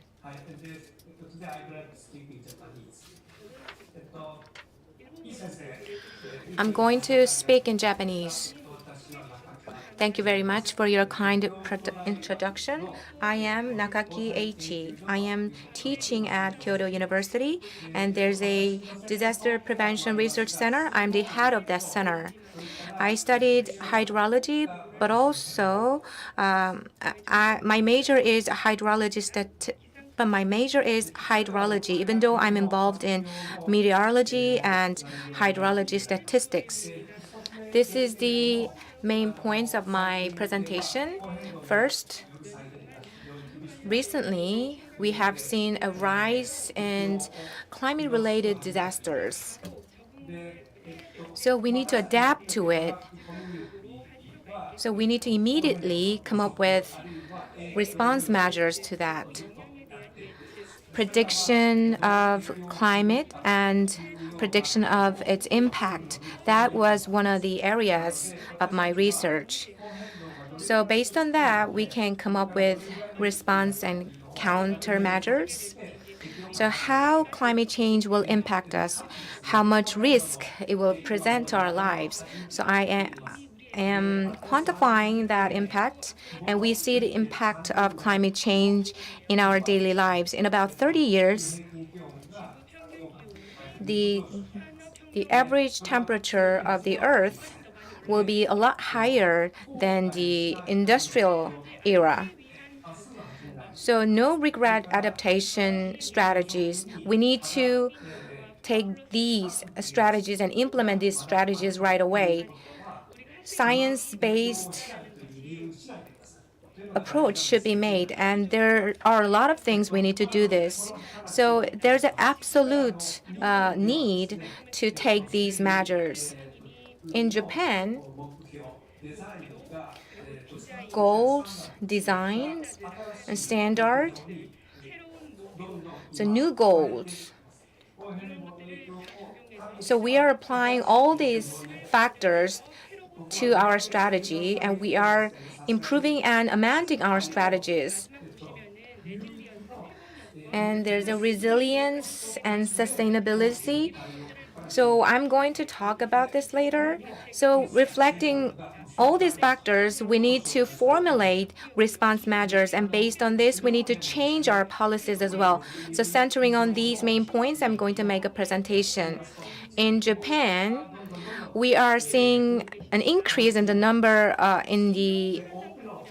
of days where we saw over 550 milliliters of hourly rainfall. Every year, somewhere in Japan, large-scale flood damages are happening.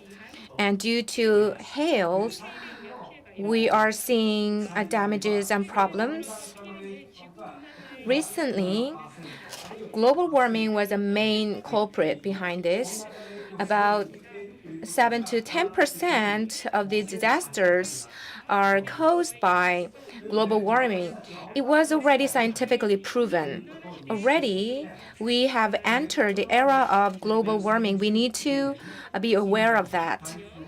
What you are seeing is the 2019 data. This is the typhoon that hit Japan. You see these pins, right?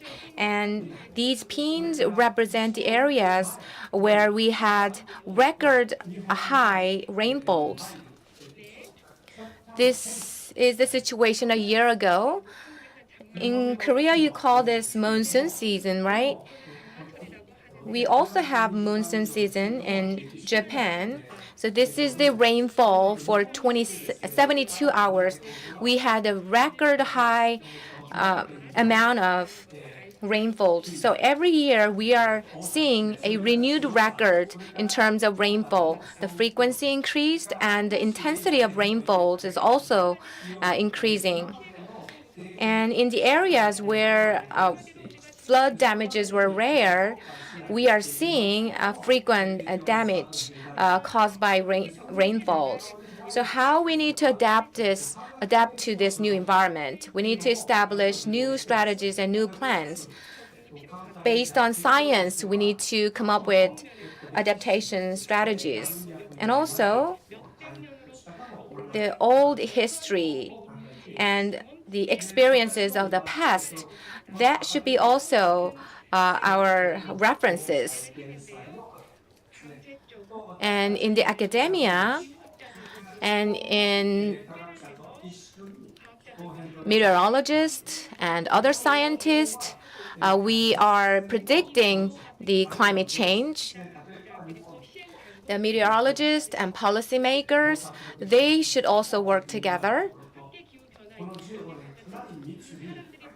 And impact assessment and adaptation strategies and all these relevant stakeholders work together to assess the impact and come up with adaptation strategies. So we also need to accurately predict the future. So we need to discuss and share ideas on our future predictions. That way, we need to formulate adaptation policies. Let me go into detail on this topic. Currently, as a national project in Japan, we have these projects, and we have 4 research themes. So model group, prediction group, and risk prediction group, and disaster prevention group. So all these groups should work together to predict climate change. Actually, we are doing this. This is the picture of myself. So to overcome the changing environment, we are working together. The slide shows is something you are so familiar with. This is the climate model, RCM. Regional areas of Japan. Also, it shows the area of Southeast Asia. So these models are for Japan and Southeast Asia. At the end of 21st century, how climate will be different. This model shows that. In Japan, the administrative body is also working together. So we are trying to implement policies that are convincing to everybody. So there are typhoons approaching Japan, and also there are typhoons being born somewhere. But the problem is there's a higher frequency of super typhoons with high winds and a lot of rainfalls.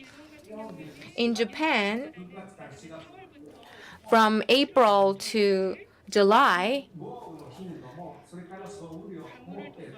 we have frequent typhoons with heavy rains, and so far the typhoons were concentrated on the West Japan, but the impacted areas are expanding to the east and even to Hokkaido.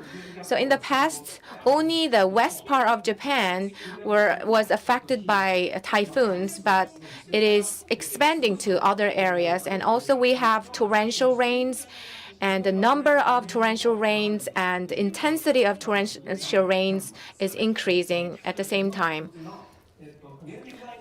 During the monsoon season in Japan, let me give you some examples. In Japan, in this region, from June to July, so we monitor the locations of rainfalls, and based on that, we simulated the situation for the future. At the bottom, you see 4 pictures. That's the ICP climate change scenarios. So you see that a lot of rainfalls are happening in the west of Japan, but we see the increasing incidence of rainfalls and typhoons in the east part of Japan and in Hokkaido. This is the past and future of Japan. So 30 years later, Japan will see an increasing number of sites where typhoons are impacting. So we are looking ahead 30 years ahead.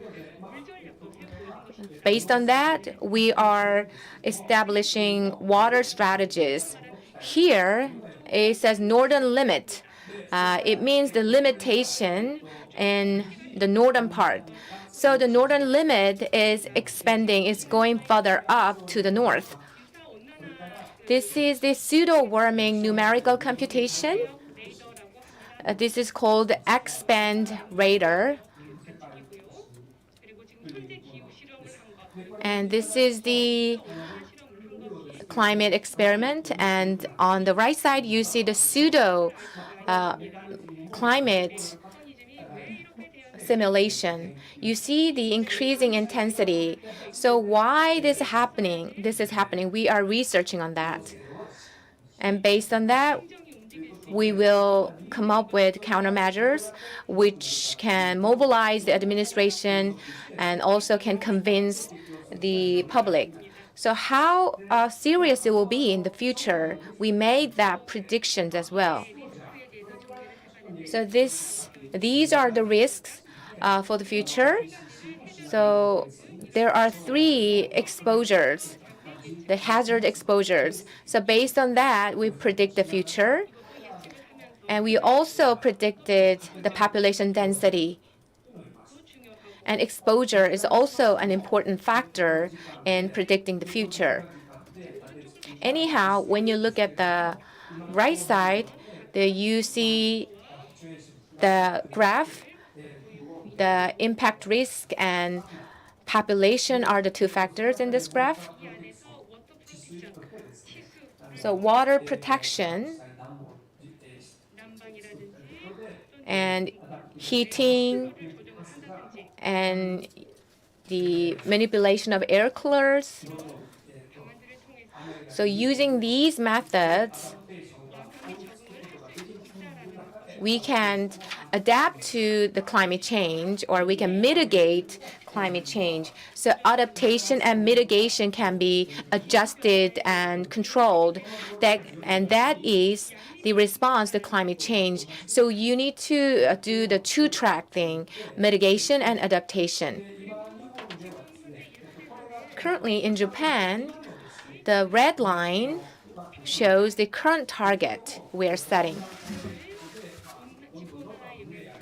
So because of the impact of climate change, the current target is increasing.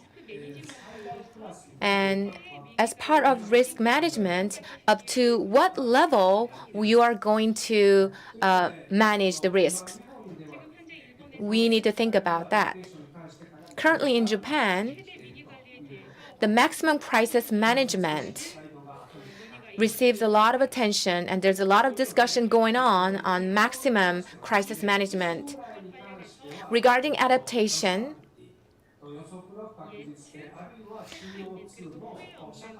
we need to come up with predictable strategies that we will not regret. So step by step, strategies are very important. What's the most important thing is that we need to take action right away because we are already affected by global warming. The Earth's temperature has risen already by 2 Celsius degrees, so we need to take action immediately. So in Japan, the relevant government authorities should join in our discussion, and people in academia should also work together with us. Ministry of Transportation, Ministry of Land, and Ministry of Administration. All these ministries and government departments and research institutes should be part of this discussion. So the government authority should be in close consultation with us. Actually, we've been doing close consultation with the government. So already 3 years ago, we enacted Climate Change Adaptation Act, and this act has been enforced. So many local governments and central government are establishing action plans under this act. The Ministry of Land and Transportation this ministry has been already working. So 2 years ago, we had a huge water damage. So we created a deliberation committee. In consideration of climate change, we created a deliberation committee. And this committee is establishing water management strategies and coastal plans and landslide plans, urban inundation plans. So these plans were established. So already we have these plans, and we started to take and implement plans, and we have relevant laws already. So these are all part of the efforts to adapt to climate change. In the global society where the temperature has risen by 2 Celsius degrees, we already set the goals. So we are going to increase our water management efforts 1.2 times as it is. Since we predict that the floods will increase more, so based on that, we established the countermeasures. In European countries, there has been a lot of study on that. And we could bring water from streams. That could be part of water management. But in the global warming era, this type of existing conventional methods are not valid anymore. So in the entire river basins, and also there are cities in the estuary areas, so we need to include all these basin areas, including cities, in our comprehensive and integrated plans. So even citizens should be included in water management plans. So sustainability and resilience should be reflected, and based on that, we created plans. Here, there is an area called watershed, and also there's a river channel area, and inundation on area as well. And also what's important is to release correct information in order to make an environment predictable. We should work together.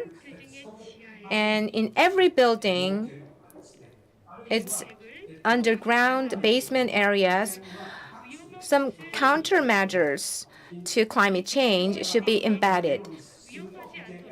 And in high-risk areas, we need to come up with measures to make the areas not risky.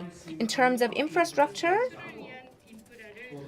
we need to expand drainage infrastructure.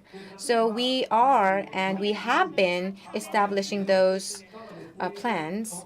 When you look at the upstream area, dikes and embankments are there.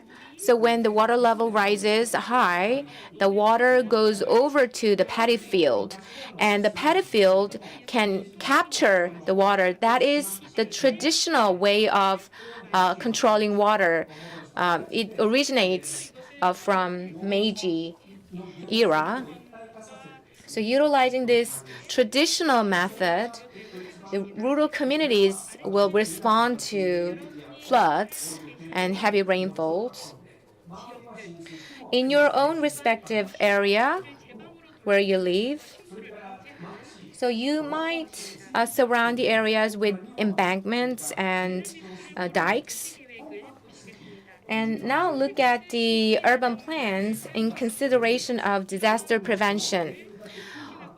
There's a concept of compact city.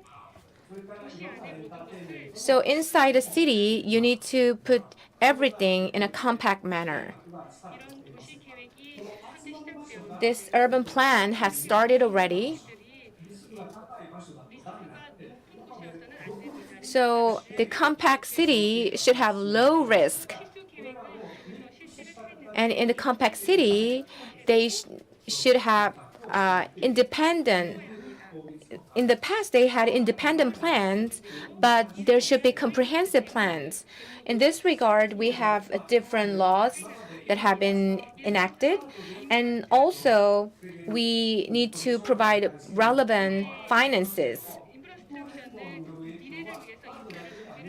And we need to expand and improve infrastructure for the future. So hard infrastructure will not be enough. So we need to adopt the concept of the comprehensiveness in managing infrastructure. This is the same slide that as the one you saw at the beginning.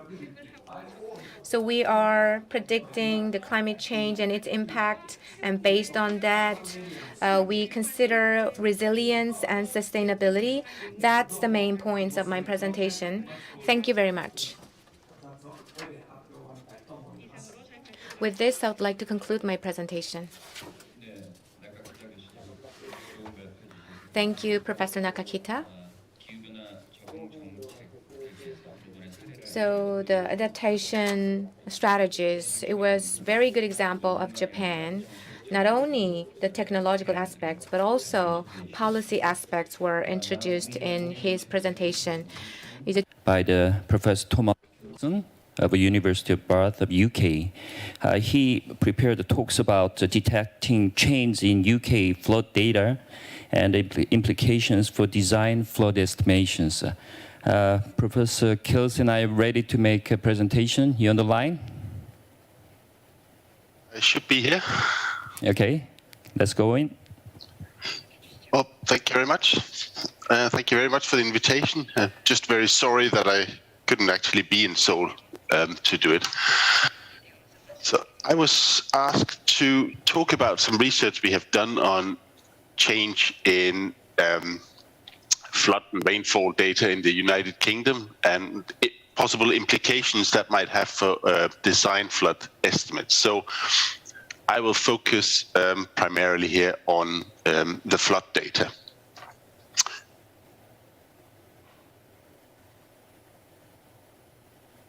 So I'll start by the conclusions here, like the previous presenter as well. So the take-home messages are that if you're analyzing hydrological series of extremes with the view to look for trend in these series, then looking at this the data series side by side or watershed by watershed is not a very effective way of doing this. And consequently, the international research efforts are moving more towards regional methods for doing this. And I will show an example of how this could be done and what implications that has for policy and for design flood estimates, such as the 1 in 100-year flood. And then finally, I will compare those results to results obtained from climate model forecasts. So I'll start by talking about why it's so difficult to detect trend in hydrological series. So we're focusing here on the annual maximum peak flow series. So that's so we have on the x-axis here water year, and on the y-axis we have flow, which is log transformed. And as you can see, there's a lot of variability from year to year. Some years there's a very high flood, some years there's a low flood. And we draw a straight line through these points to try to affect the trend. But because there's so much variability, it's difficult to actually ascertain whether there's a trend or not. There are other challenges here. We also have the challenge of urbanization or change, just simply local change at particular watersheds here. So here, for instance, is urbanization. Here's a catchment in the north of the country. Again, you can see there's a lot of fluctuations from year to year. Some years there's a lot, some years there's not. At the bottom, we have mapped out how the urban areas in this catchment has expanded over the last 50 years. And you can see that there seems to be an upward trend in the data as urbanization increases. But if you look a bit closer, for instance, you can see that in the beginning of the series, it's actually a decreasing trend. So even if the city is expanding, the trend is decreasing, whereas it then in the latter year it increases. So again, there's so much noise in this data that it's actually difficult to tell whether things are increasing or not. We also have other challenges such as outliers. Often we think of very big flood events as a recent phenomenon, but there are lots of evidence in historical records as well of very destructive floods that seems to fall outside the realm of normal floods. So here's an example from a watershed very close to the city of Bath, where I live, where in 1968 a village was completely destroyed in a flash flood, and we haven't seen anything like that yet, even if it seems like floods are going up. So that was just some examples to show the difficulties in trying to actually detect a trend, a climate change signal in hydrological data for extremes. So what we have been part of is a big European effort to try to combine lots of data from lots of watersheds throughout greater Europe, and then look and see if there's any spatial patterns in the data. And here's two publications, a picture from two publications that was published in Science and in Nature. And the one on the left, the map on the left, looks at the shift in the timing of the flood. So that is a typical time during the year when you see the biggest floods. And you can see there's a very mixed picture. I think the most striking is that if you're looking in the northeast, up here, Russia, Finland, the Baltic states, we see that the floods are starting to come much earlier in this part of the world up here, because temperatures are increasing and the snow is melting earlier, so they're getting the peaks. The floods are coming earlier in spring, whereas in Central Europe, it's a much more messy picture. On the right-hand side, we've looked at the magnitudes of the floods, and again, you can see very distinct pictures that actually in the southern Europe, the warm, dry part of Europe, flood seems to have decreased over time, whereas in the northwest, that sort of faces the Atlantic Ocean, we've tended to have seen an increase. So a mixed picture. But the point here is that if you start looking at things at a regional scale, then maybe stronger patterns emerge than you can see on individual records. So we did an experiment in the United Kingdom where we looked at annual maximum peak flow, so the largest peak flow, from 662 catchments where we did not have, not too impacted by urban developments. For each of these gauging stations, we have monitored river flow for more than 20 years. And we have an average record length of about 46 years. So that is the primary data set, and we're looking for trends and signals and evidence for climate change in these series. The way we've done it is we have used the concept of a magnification factor, which was proposed by Professor Richard Vogel from Tufts University in Boston. And you start by assuming that your peak flows follows a particular statistical distribution. In this case, it's the log normal distribution. So your quantile. So for instance, your 100-year flood. So if T was equal to 100, for instance, the magnitude of the 100-year flood follows this simple log normal distribution where we have a mean value and a standard deviation of the data. We then assume that the mean value of the flood is where the trend is to be detected, that they're going up over time. So we implement a linear trend in this parameter, where we have two parameters, an intercept and a slope, and then we have time here. So the 100-year flood is supposed to increase as time increases into the future. And if you define this simple statistical model, you can define a magnification factor, which is simply the ratio between the t years of, for instance, the 100-year event in a year, x plus delta x years into the future, divided by the magnitude of the 100-year event in year x. So basically, it's a percentage change in flood magnitude when you move delta x years into the future. Because this is a very simple model, that magnification factor can be expressed as an exponential function that relies only on the slope of this relationship here and the time horizon we look into the future. So for the rest of this presentation, I will focus exclusively on this beta 1 parameter, which is the slope of the regression line, the red lines that I have drawn through different data points. So instead of doing it side by side, instead of analyzing each individual data from each individual watershed, we decide to try to pool the different data sets together so we could come up with some regional estimates for this. So what we're doing is that we have a watershed we're interested in. This is the watershed here we're interested in. We're looking at other watersheds that have the same hydrological characteristics, so they have the same general watershed area, they have the same general rainfall.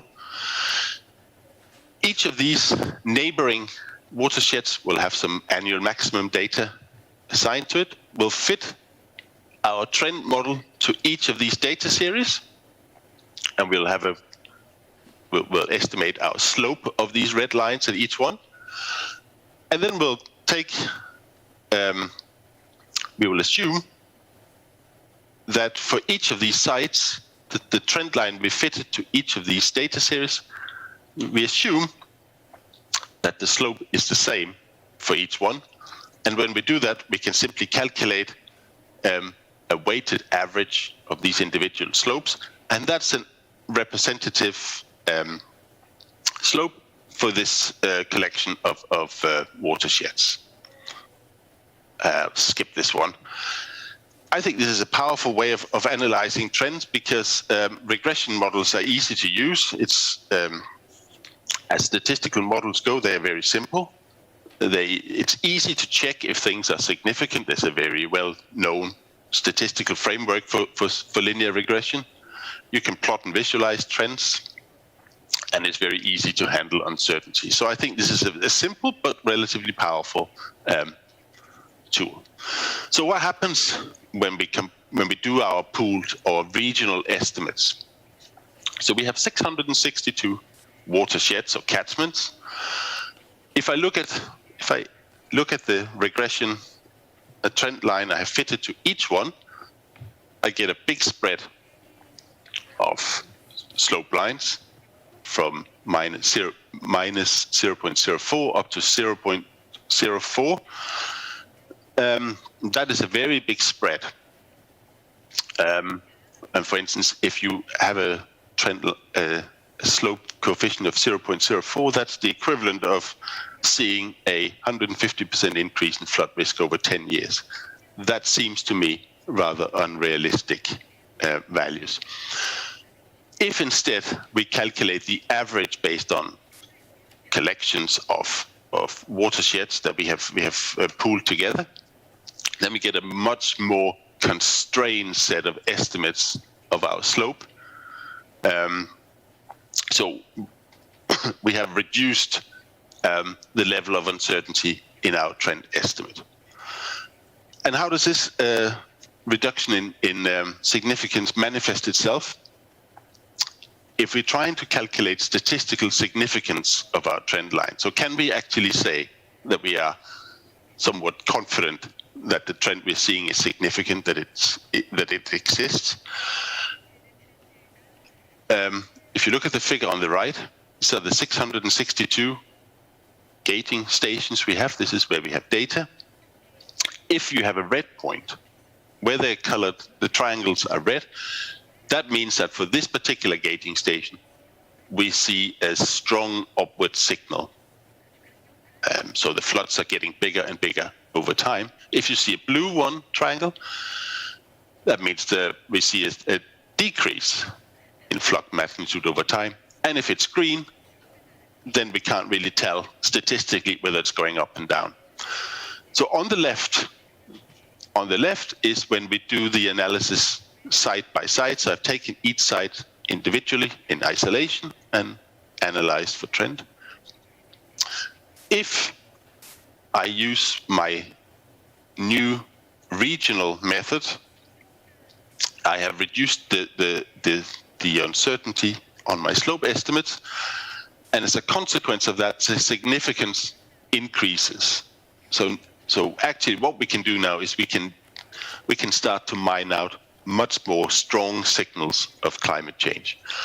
And so what you can see if you compare the left to the right map here is that there are many more red points on the right map, which means that actually we do see a very significant upward trend in flood magnitudes over time in flood data in United Kingdom. It does exist. It's just that if we looked on it on a side-by-side basis, we couldn't detect it. But if we start looking at it on a regional basis, actually the signals become very apparent, especially for areas in the west and the north of the country, which is really where we have seen catastrophic flooding over the last few years. So what are the implications for the magnitude of flood? How much should we incorporate into our design floods? How much do we need to increase them in order to accommodate or adapt to these changing flood risks? If you're looking on this graph on the left, again, is if I look at gating station on a side-by-side basis, and on the right, I've used the regional method. And what you see on the x-axis is the time horizon into the future. So year zero down here, this is where we are now. This is 2021. And then we're moving 10, 20, 30, 40, 50 years into the future. The magnification factor up here on the y-axis is the percentage increase in the 100-year flood we expect to see. So if you can see, if we base these decisions on just analyzing individual data series, we get some very strange results, spanning from a 300%, more than 300% increase in flood risk at the end of the century, which seems perhaps a bit unlikely. If, on the other hand, we look at the regional method where we're trying to look at again, we're looking at a regional scale, we get a much more constrained picture of how flood risk evolves. So again, here, year 0 is now, it's 2021. And then we move into the future, and you can see now we predict something that looks like a 50% increase in worst case by about 2070 or 80. So towards the end of the century, we were looking at about 50% increase in the magnitude of our design floods. People in the United Kingdom have also done, as this previous speaker nicely demonstrated, where they have run climate model and looked at future climate scenarios of rainfall and tried to translate those into flood risks. And they have done this for different epochs. So we're looking at, in the table in the upper left, you can see that for different epochs, from 2015 to 2039, we're looking at somewhere between 13 and 30% increase.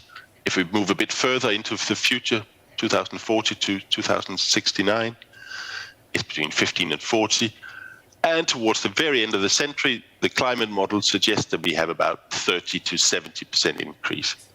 So what I have done down on the graph below is to plot the result. So these are projections from the climate models So the black lines here on this graph represent the projections made by the climate models, the climate modelers.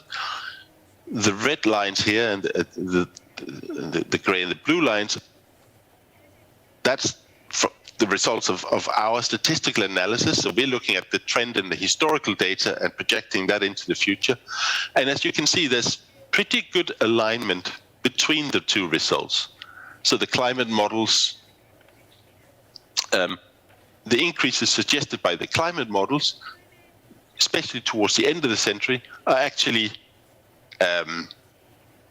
very much supported by the signal we are now detecting in our flood series. So things are starting to come together. We can see the trend in our flood data. They're going up. There's no doubt about it. The climate modelers are looking into the future, and actually the two different ways of doing it are finally starting to come together. And it looks very much like we are on par for a 50% increase, say, in our 1 in 100 year flood in the future.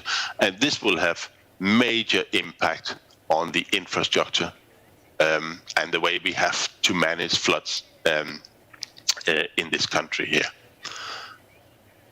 So that was the result. This is still work in progress. So from where do we go from here? Well, we would like some other statistical distributions, but that's probably a small point. So far, we have only looked at, in this statistical model, as time. The change is driven by time. So we look at years into the future, but of course, flooding isn't really driven by time. Time doesn't do anything. It's change in rainfall, it's urbanizations, it's what happens to the oceans, the temperature, the atmosphere that's driving this. So we would like to throw time out of our model and put more sophisticated explanatory variables in, and also look at long-term climate variability. So I will end the presentation here, and thank you for your attention. Thank you, Professor Kjeldsen, for your interesting and UK case study presentation. Please stay on the line at the end of this session, please. 다음은 이제 세 번째 주제로. And next we have the third presentation. 킬젠 교수님 연구 내용은 이제 앞서 발표하신 분하고는 좀 다르게 이제 굉장히 과학 기술적인 내용에 집중을 해서 말씀을 하셨습니다. 이제 과거에 홍수 It was very scientific. It was focused on technology. In the past, the flood statistics didn't change much in the past. But the average and distribution and the standard deviation are changing. So using non-state, we need to estimate the probability and analysis in a different way. So Professor Jae-Hyun from Seokyeong University will make a presentation focusing on Seoul area. Good morning, ladies and gentlemen. As was introduced, I am Professor Jae-Hyun from Seokyeong University. Today, I'm going to make a presentation about disaster prevention performance target status and application. So how 정말 실제 현장에서 운영되는 local governments are responding to this. 일본과 영국의 그 연구자분들께서도 Previously, researchers from Japan and the United Kingdom mentioned that we need to come up with measures to respond to floods. To what level, to what extent we need to establish countermeasures, and what will be the criteria for setting those strategies. 하는 제도가 굉장히 So disaster prevention performance target is very unique, and it's unique to Korea. So I'm going to explain to you about that. And before we introducing to this system, what kind of studies we did and the result of the studies. So I will talk about that, and then I will conclude my presentation with propositions and summary. The first one is about disaster prevention performance target. The red letters are the name of the act, relevant act. Ministry of Safety and Public Administration is the main entity in this topic, in this area. So in February 2012, Countermeasures Against Natural Disaster Act was enacted. So in order to respond to floods and relevant damages, how we can come up with effective measures, and the most important factor is rainfall. So rainfall is the basic data for establishing these measures. So for each local areas, the Minister of Public Administration Safety will announce the amount of rainfall, and based on that, they will analyze the flood prevention structure and facilities in each region. So if the facilities are not sufficient enough, they have to expand and improve their facilities. So the heads of the local governments have to do this by law. So in terms of the flood prevention, we have the relevant act like this, and under this act, local government should move. So what are the facilities subject to disaster prevention performance evaluation? There will be embankments, storage reservoirs, and storage culverts, and drainage pump stations, sewage retention facilities, and waterways, and highland drainage systems. So all the facilities are included as long as they are related to drainage. So these facilities should have capacity of meeting the target of the flood disaster prevention. So what about the rainfall data? So 1 hour, 2 hours, and 3 hours. The probability rainfall is analyzed by duration. So usually the rainfall hours is 1 hour, 2 hours, and 3 hours, because rains come down in a short period of hours. So we looked into the 30-year frequency probable rainfall. The blue color stands for Seoul data. So for 1 hour, 94.3 hour, for 2 hours, 136 milliliters, and for 3 hours, 173.1 milliliters. These are the 30-year frequency probable rainfall. So each local government applies additional 5% to the 30-year frequency probability rainfall in consideration of increase in torrential rain in the future. So in Seoul, 1 hour rainfall is 94.3, but for disaster prevention, the target should be 100. So the upper table shows the probable rainfall, and the lower table shows the target rainfall for disaster prevention performance. When you look at other cities, it shows a big difference from Seoul. In Daegu, the 1 hour rainfall is 70 milliliters. And even for Kongju, they have a different rainfall records. So each city, each region, they have different rainfall data. So their disaster prevention performance target are set differently as well. And this system was introduced in February 2012. So we have actually made these efforts about 10 years ago. And before introducing this system, even from the beginning of 2000, we considered a lot of aspects. in the Fire Prevention Agency conducted relevant research. I was actually involved in this research. So based on the outcomes of this research, we came up with disaster prevention performance target. So you need to look into this one by time and by space. For time, short, mid, and long term. So for each time frame, we have a different targets.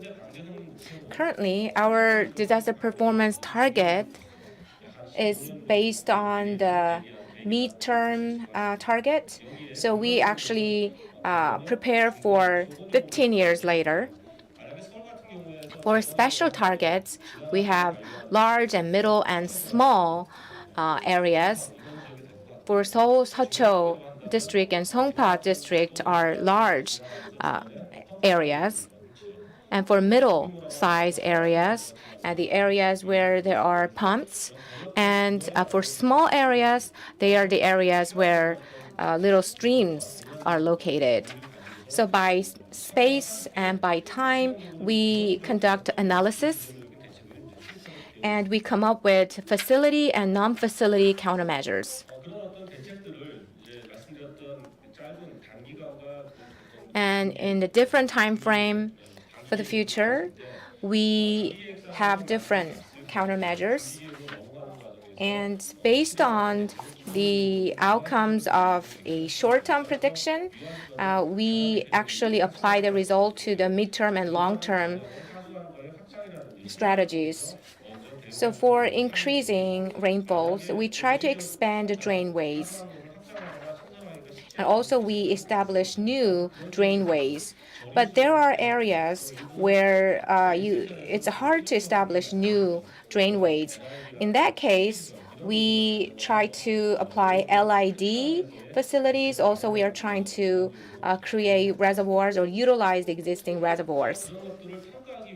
In order to evaluate this, we actually apply this as a pilot project. This is the Sincheon rainwater pump site. We actually analyzed this area. Currently, it had 75 milliliters per hour, but in the midterm, the rainfall will be 85 milliliters per hour. So there is 10 milliliters increase.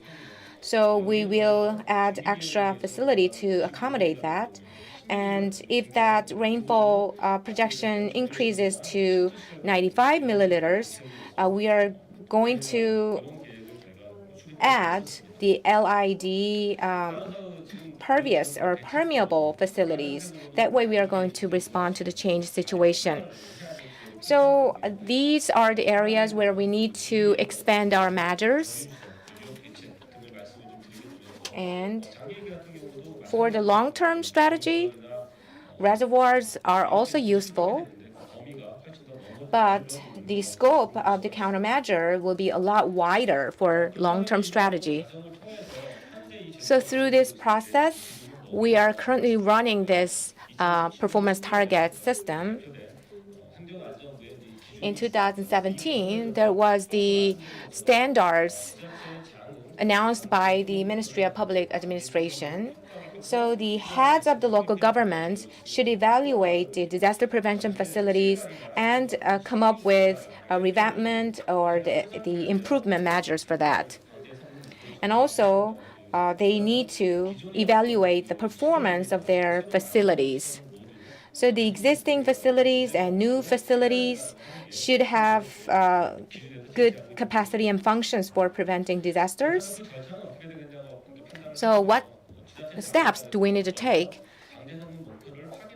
Though the head of the local government has to check on the performance of the existing disaster prevention facilities, and then they need to look into the resources they can pull, and also they calculate runoff in the city, and based on that, if the facilities are appropriate, and then it's okay. But if the facilities are not good enough to accommodate the runoff, then they have to come up with comprehensive measures.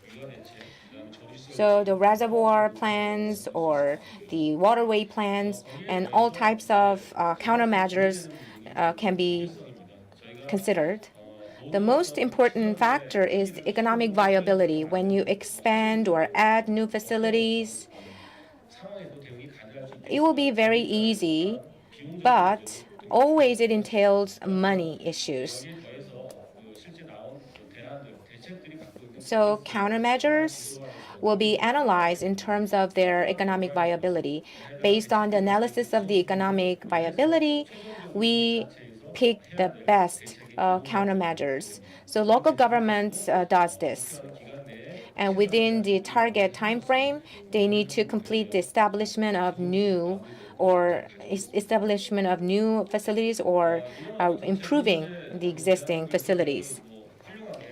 So the Korean government is doing pretty good job, and there are a lot of good practices on site.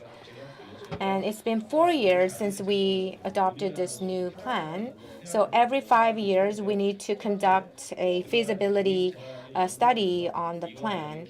So currently, Korean Disaster Agency is conducting research to improve the system. So the latest data should be used when it comes to rainfall. And also, more detailed data that were not considered in the past should be used. And also, we need to improve the methodologies, and also we need to consider the coverage ratio. So this research will be completed in November this year. So once this research is done, I think we will have more useful data to refer to, and this will be reflected in the local government's disaster prevention methods and countermeasures. So far, Korea, I have talked about Korea's disaster prevention performance target, which Korea is running to prevent disasters. So this was actually introduced in 2012, and in 2017, we have standards for installation and operation of disaster prevention performance targets by region. And currently, there are many research going on to improve this system. In the additional rates are very important. In Korea, we set the additional rates for Seoul at 5%, but whether it is viable or feasible, we need to more think about that. So 1%, 2% can make a big difference, and each percent will require a huge amount of investment. Therefore, so what we need to think about is to what extent we need to apply the possible impact of climate change, and to what degree we can accommodate climate change in its policies and programs. So this kind of thoughts will help create better strategies for the future. Thank you very much. So 3 presentations have been completed.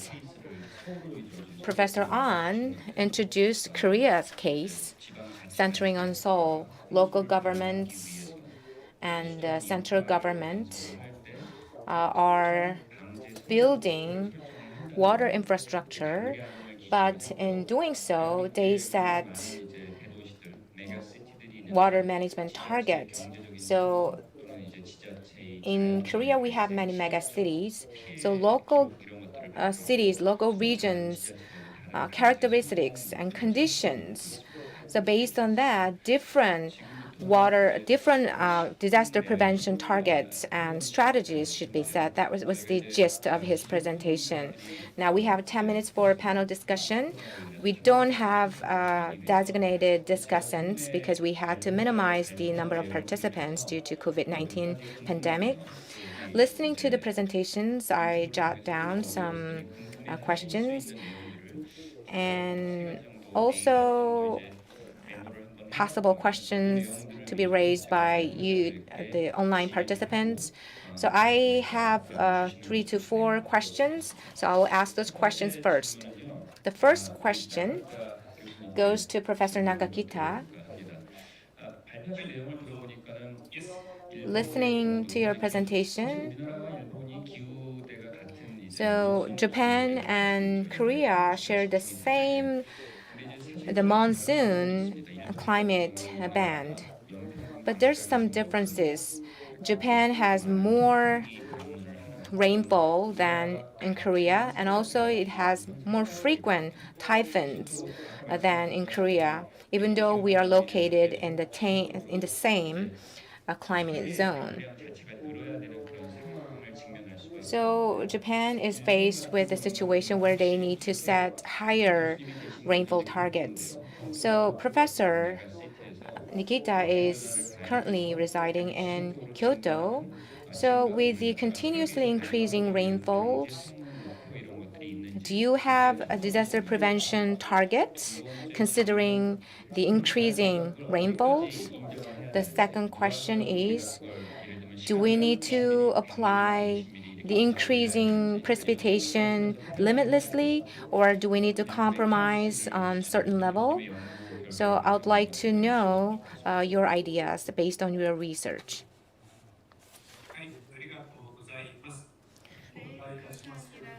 Thank you very much. Let me answer now. First of all, regarding the disaster prevention target, the targets have been set already. For example, precipitation, our target is 10% increase. The global average temperature increases by 2 Celsius degrees. So for that, we set 10 Celsius degrees. But if the average temperature goes by 4 Celsius degrees, the target will be 20% increase in rainfall. The same figures apply to urban areas. How we came up with these figures, it was based on the past monitoring data. Based on the data, actually we didn't base these numbers on the past data.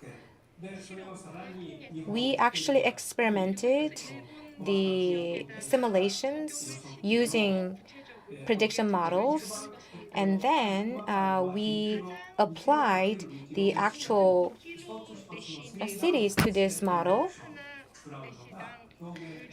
So each mesh is 2 kilometers. So we can say this is a meteorological science-based calculation. So we have a science-based model. So running this model, we came up with these figures. 2 Celsius degree increase, 4 Celsius degree increase. For each case, we actually predicted 5,400 years ahead. So science-based predictions were adopted. So based on this, we set the target in the event of 2 Celsius degrees increase and 4 Celsius degrees increase. The Ministry of Land and Transportation, this agency also interpreted this data and applied it. Why we decided to increase the disaster prevention efforts by 1.2 times? We actually worked together with relevant organizations, and then we reached an agreement that 1.2 times increase of efforts will be enough. So these targets are binded by law. So these targets are legally binding. So currently in Japan, we have 110 streams and rivers. So step by step, we are setting targets for these streams. And we are upgrading and increasing the targets step by step based on scientific data. So to what extent we are going to apply the increasing rainfalls? It all depends on the temperature increase. If the river floods,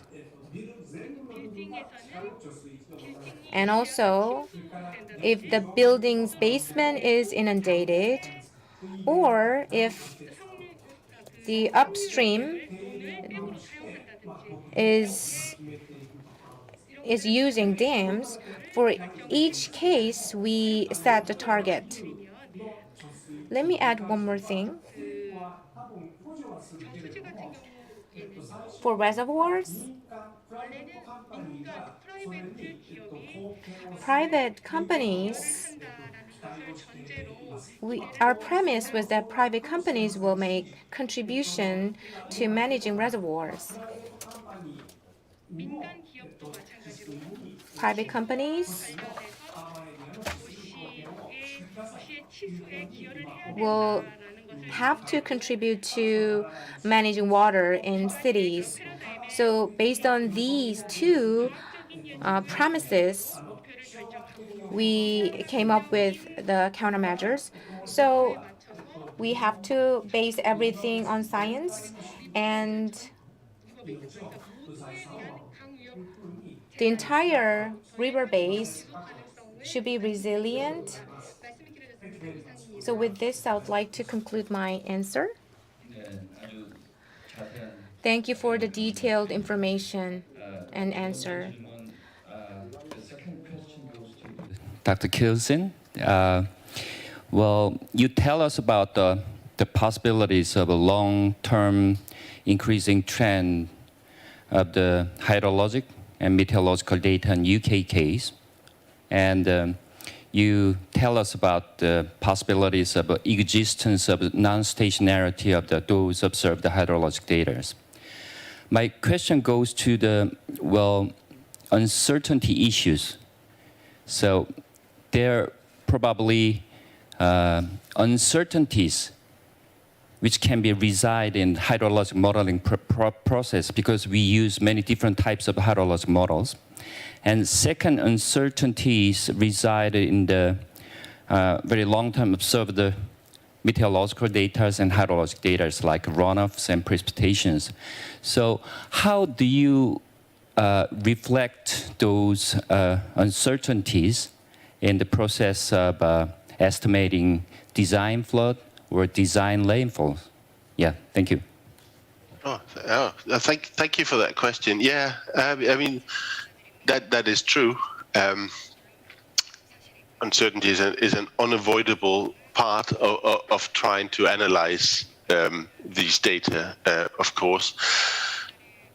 I would say that I think the uncertainties, I think what we have discovered we've worked closely with statisticians to analyze these data as well, is that the uncertainties are actually much larger than we first expected. And this is why this idea of just analyzing data from a single river, a single watershed, and hoping to detect a strong signal and make policy based on that seems almost impossible, because the uncertainties are so large that it's actually very difficult to detect whether things are actually going up and down.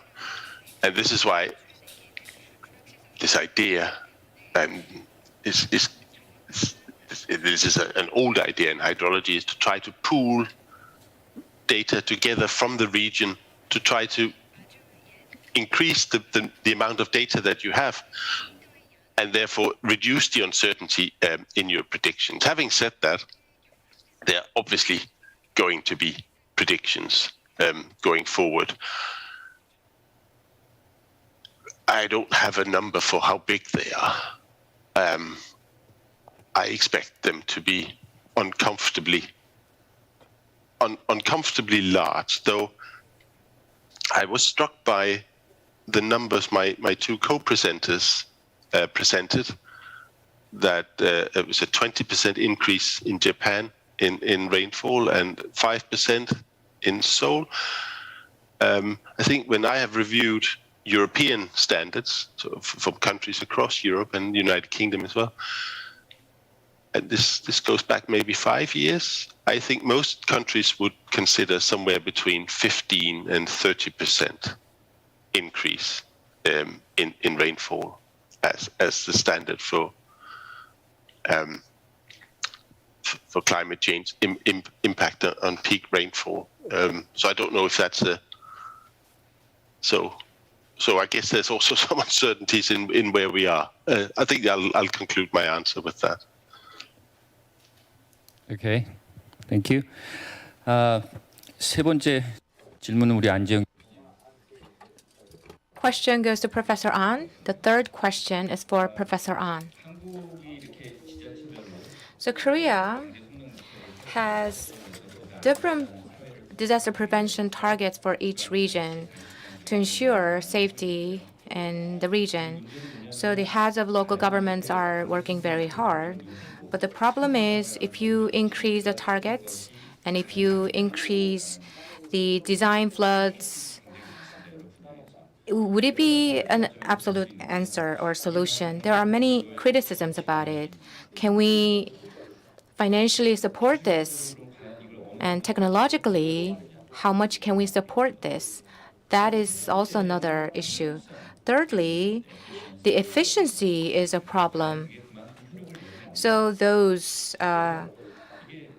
strategies and plans are really effective. People have a desire of living in safe society. So what do you think about increasing design floods continuously? I think the same goes to the United Kingdom and Japan. I think all of us are thinking about this issue. About 10 years ago, I conducted research, the midterm plan, short-term plan, and long-term plan. Long-term plan is about a 100-year plan. But currently, we don't talk about the long-term plan. The reason is that in the current situations, we cannot actually withstand that. We can actually afford that.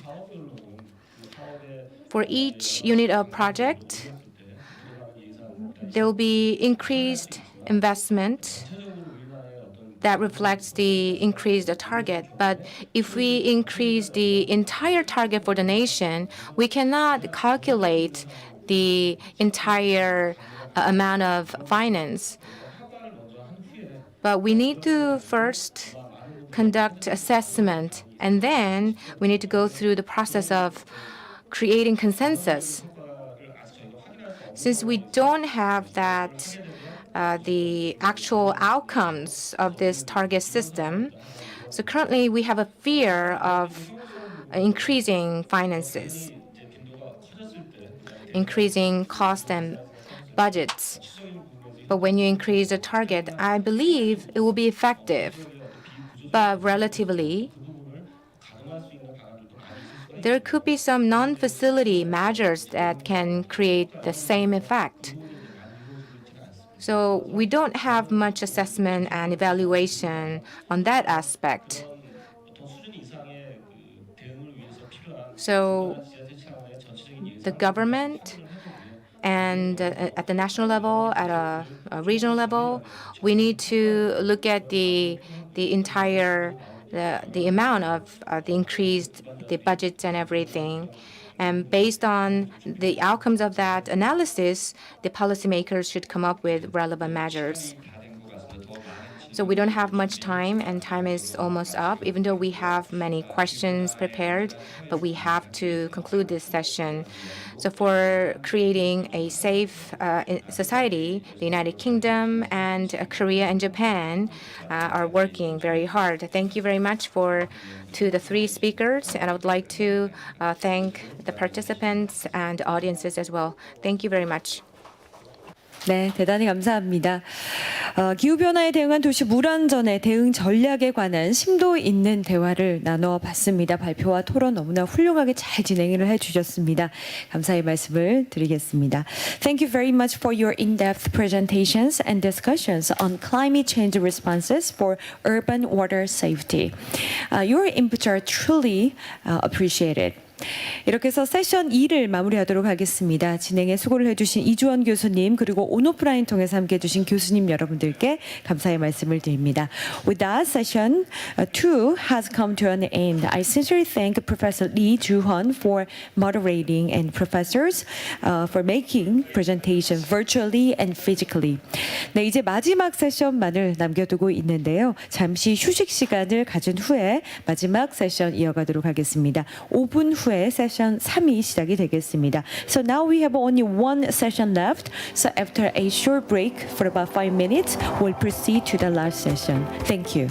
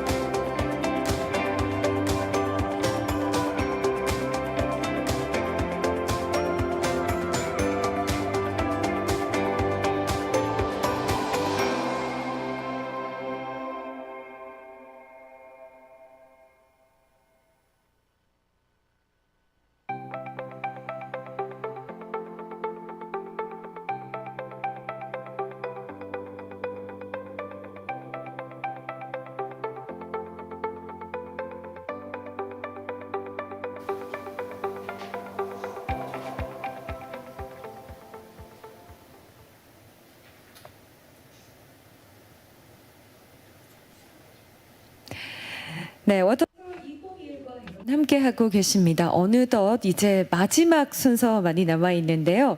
시민 행복과 도시 경쟁력을 위한 수변 공간 혁신을 주제로 물 문화에 관한 논의를 계속해서 진행하도록 하겠습니다. Now we finally have come to an end the final session of the 2021 Water Seoul International Conference. In this session, we are going to continue the discussions on innovation of waterfront to increase the happiness of citizens and urban competitiveness. 네, 이번 세션의 좌장은 232 건설연구원 박사님께서 수고를 해주시겠는데요.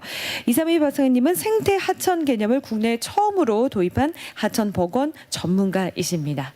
For this session, Dr. Lee-Hyung from the Korea Institute of Civil Engineering and Building Technology will be serving as the moderator. 자, 그럼 바로 박사님께 마이크를 넘기도록 하겠습니다. Let me turn the floor to Dr. Lee. Glad to meet you.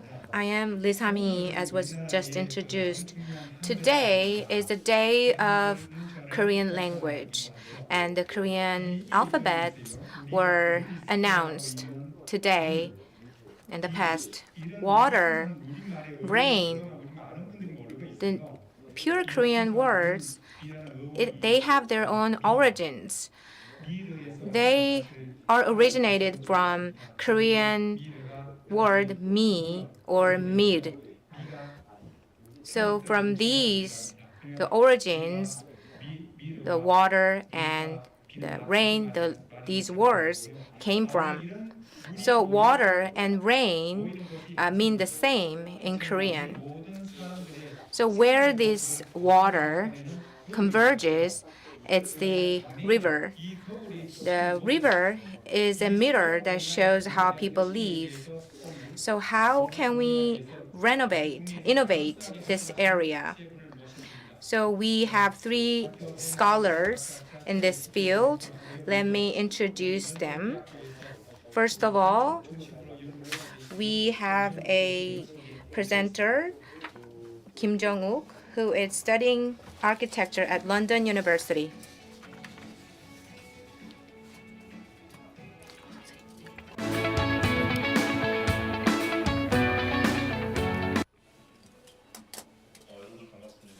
Good afternoon.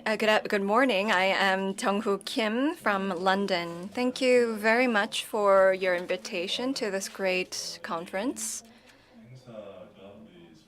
And I truly hope that this conference will be able to further develop Seoul, which is a city with a lot of waterfront. So the presentation that I have prepared today will just be focusing on one key aspect. I have labeled it as Europe's marine-friendly cities and public space's role. Can you tell me how to flip the slides? Yes. So I have 7 agenda items. So for 5 to 7 minutes, I will talk about some theories and then some case studies for cities, waterfront cities in Europe. First, cities that are coastal community cities have to think about how to use the cities. They have the obligation to correctly use these bodies of water. So we have to pose a question, do we have the right direction as to utilizing the bodies of water? Second, what kind of challenges are we facing as a coastal city? And third, how shall we move on or advance into being a coastal community city? So these are some critical questions that we need to ask ourselves, not just for Seoul, but for all coastal cities around the world. We usually use the word regeneration at the back, and then we have the subject in the front. So we have port generation, waterfront generation, and urban regeneration. But if you look at the academic definitions or the scope and boundary, it's very vague. So I've looked into the different ones here, with the port regeneration being the regeneration and activation of the ports and the surrounding areas, the waterfront regeneration being reactivation of the ocean, river, and ponds, and the urban regeneration being the regeneration of those declining areas within the city. So we have port regeneration, waterfront regeneration, and urban regeneration. Are we all separating these regeneration activities? And we also need to think about whether they are all in silos, because we need to converge all these ideas together. Because I believe that the scope of urban regeneration is the widest, so that's why we need to combine them together as a big category and not individually. And so we need to create a new theory or a new paradigm. So how to approach this is the key issue here. The 4 images that I brought, I did not disclose the cities here. They are overseas and some are in Korea. The reason why I have erased the names is because the waterfront cities, when we activate the waterfront cities, these are some images that always come to our minds. It's very visual, it's very flamboyant. But are we truly gaining the essence of the problem? And what's more important is it sustainable? And have we posed sustainable questions and sustainable solutions for the waterfront cities? So in terms of the role of public space, the water is a very unique and specialized public space. And from that aspect, are we rationally approaching it, utilizing it, and activating it? That's the question that we need to ask ourselves in the 21st century. From a different perspective, I also brought 6 waterfront cities in Europe, once again.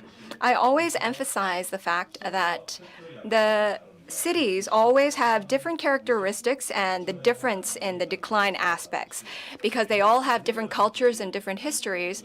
Although they are waterfront cities, the rate and image of decline is all different. That's why we have to have catered applications for the reactivation of these cities.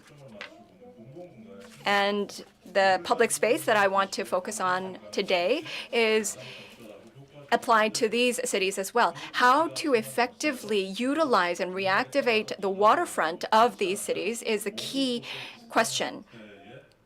If not, with just the same kind of answer, one size fits all, then it won't be a success.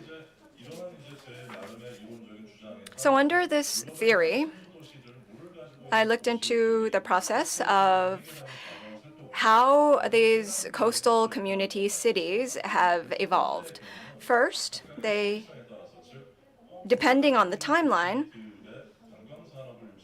they first attract the tourism industry, arts and culture industry, creative industry, innovation industry, high-tech industry, and then now they are evolving into the convergence industry.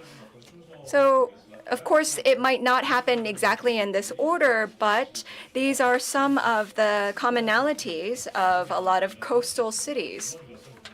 Of course, this might differ depending on the level of development. Some can be eliminated, some can be added, but in a universal manner, these are some common phases.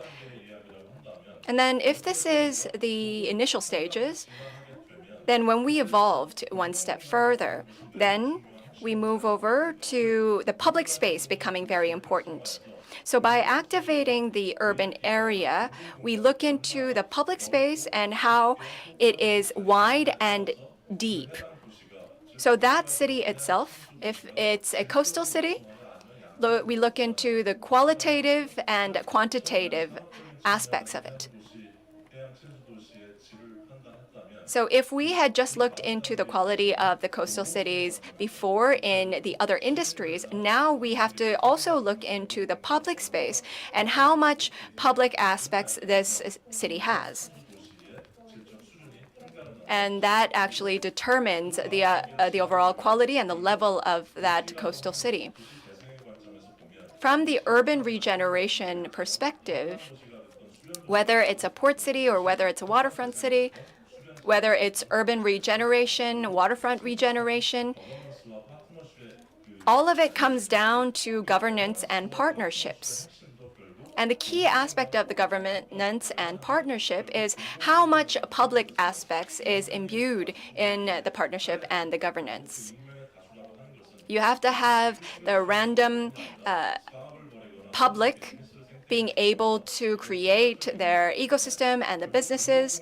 So, centered on the public space, we have to look at how much or how good of a governance structure you have and how much multilateral or multilateral partnerships you have, whether it's PPP or private to private or public to public. So this was a little bit of the theory, and now let's look into the 4 different cities in Europe and how some of the theory is reflected in these cities. So first, I'll look at the overall aspects. I'm not going to look at the architecture or the structure of the city, but how the public space acts within these cities. First, it's Bilbao in space. Bilbao is, along with Madrid, the administrative capital of Spain, and the financial capital of Spain, Barcelona. It's Bilbao. But if you look at the red circle, it's located up in the north. However, it surfaced at the end of the 20th century, and it was well known to the world. It's one of those aspects was because of the Guggenheim in Bilbao. So, as a port city, as a waterfront city, Bilbao was quite successful. And it's actually within this area, and you have the arts and culture. So you have the river, and it developed centering on the river. It's also an industrial city with mining as well as steelmaking. The reason why this city declined is because the waterfront and the port declined, and the public space of these areas declined and weakened. So how we're going to activate this city must be centered on, and it must start with the public spaces in the waterfront and the ports. So this is the decline of the port and waterfront in Bilbao. At the time, if you look at the statistics, at the end of the 80s and early 90s, the unemployment rate was up to 35%. It was quite extreme.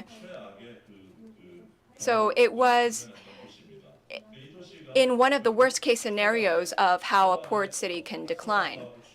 And with the reactivation project, they looked into the public spaces and improvement of the public spaces in the waterfront. And the red areas are the projects that they looked into. And this is actually the changes. I don't have the front of the Guggenheim. The Guggenheim is quite symbolic, and it also had a role in raising the status of Bilbao, but the public space around the Guggenheim is also very important. The roads, the plaza, the green spaces, they were all created into public spaces for the residents and for the citizens, and it's continuing to evolve into public spaces. So Bilbao is an industrial steelmaking and mining city, so it did not have a lot of green space. So they actually added the green space while reactivating and regenerating the waterfront. You have the gardens as well as the trees. It has a very specific and unique green space. You also have the improvement of the public transportation that the residents as well as tourists can enjoy. And thanks to that, you have the new economic quarter. Bilbao was successful in creating this. So this is just a part of the Abando Ibarra project. Bilbao is going through the phases of the phase 1, phase 2, phase 3, and phase 4. And in the next decade, they will continue to refurbish and regenerate the public spaces on the waterfront. And even the regeneration of the old town was able to be a success. And as you can see, if you compare the past and the present, you can really see the stark differences in the public spaces. And now, second is Liverpool. The scale of the cities will continue to decline as we go. Liverpool was also a port city, but because of a logistical port, it's a little bit different from Bilbao. You have a lot of these storage areas, and it also declined into an extreme case. Unlike Bilbao, Liverpool had the renovation of the docks, and they are regenerating the dock area. It was kind of like an anchor project and used the storage areas, but also refurbished the public spaces around those areas. So the key focus was the same. That's why I actually brought two of the pictures together. On the right-hand side, you don't have the color. On the left-hand side, you do have the color. So as the anchor project, they enhanced the public spaces around this area. And they also utilized arts and culture. They used the old storage spaces to reinforce the identity of this area and created an arts and culture district. They regenerated the commercial spaces, and from the bigger framework, they regenerated the waterfront. So this is Liverpool's strategy. After this succeeded, now this Liverpool 1 project is on the right-hand side. It's actually the old town part. And now it's a pedestrian zone focused on the plaza and green spaces. The public spaces have been much reinforced. So finally, this is what they have. First, you have the waterfront. Second phase, you have the old town district. But the biggest characteristics is the quality and quantity of the public space. Next is Hamburg in Germany. It's similar to Liverpool. Hamburg was a port city. However, the location is the center of the city. It also had various storage facilities and for logistics. We also heard about Hafen City yesterday. The Hafen City project was a specific region within Hamburg. And the old decrepit location that used to be used as a port for logistics has now been regenerated. The difference here is looking at the comprehensive development with residential, commercial, and industrial areas. So for phase 1 was the adaptive reuse of the industrial heritage. And then as a phase 1, they had the mixed development of the waterfront. You had the business area. You also had the academic university. And on the bottom right-hand side, you also have the residential area as well. So this harbor front or the port area acted as just a small city in itself. So they improved the level of public spaces. And right now, you can see that you have many resting areas, walkable pedestrian zones. And so the public aspects has really been increased to maximum. And the Elbe Philharmonic is also located here. Lastly is Marseille. Marseille is adding one more aspect to it. Marseille is the second biggest city in France, and it's a Mediterranean city and a waterfront city. So this is the Euro-Méditerranée project. And as you can see, you had the establishment of the main waterfront street. According to the master plan, they didn't have the waterfront city, but for Marseille, you have about 2.2 kilometers of the main street. And you have arts and culture near the waterfront, and near the older center of the city, you have the commercial district. And you also connect those two areas through the street. On the left-hand side, you have the culture and art spaces. They used a mixture of new construction as well as refurbishment of the old constructions. And as for the public space, they created a completely new area for the public space and increased the quality by refurbishing the old spaces. So it's much wider, and you have much more diversity in terms of the space. And the reason why Marseille is praised is because of the walkability. Like the 4 pictures that you see, all 4 have great pedestrian zones that allow walkability. So it's truly a waterfront city that you want to walk in. That's what it's well known for. So I spoke about the 4 different cases. Let me sum up. The last diagram that I am showing you is the approach for the sustainable coastal city. The red on top is more about the traditional characteristics of the coastal cities. And on the bottom, you have the green areas, which are some aspects that are highly praised for sustainability and for green spaces.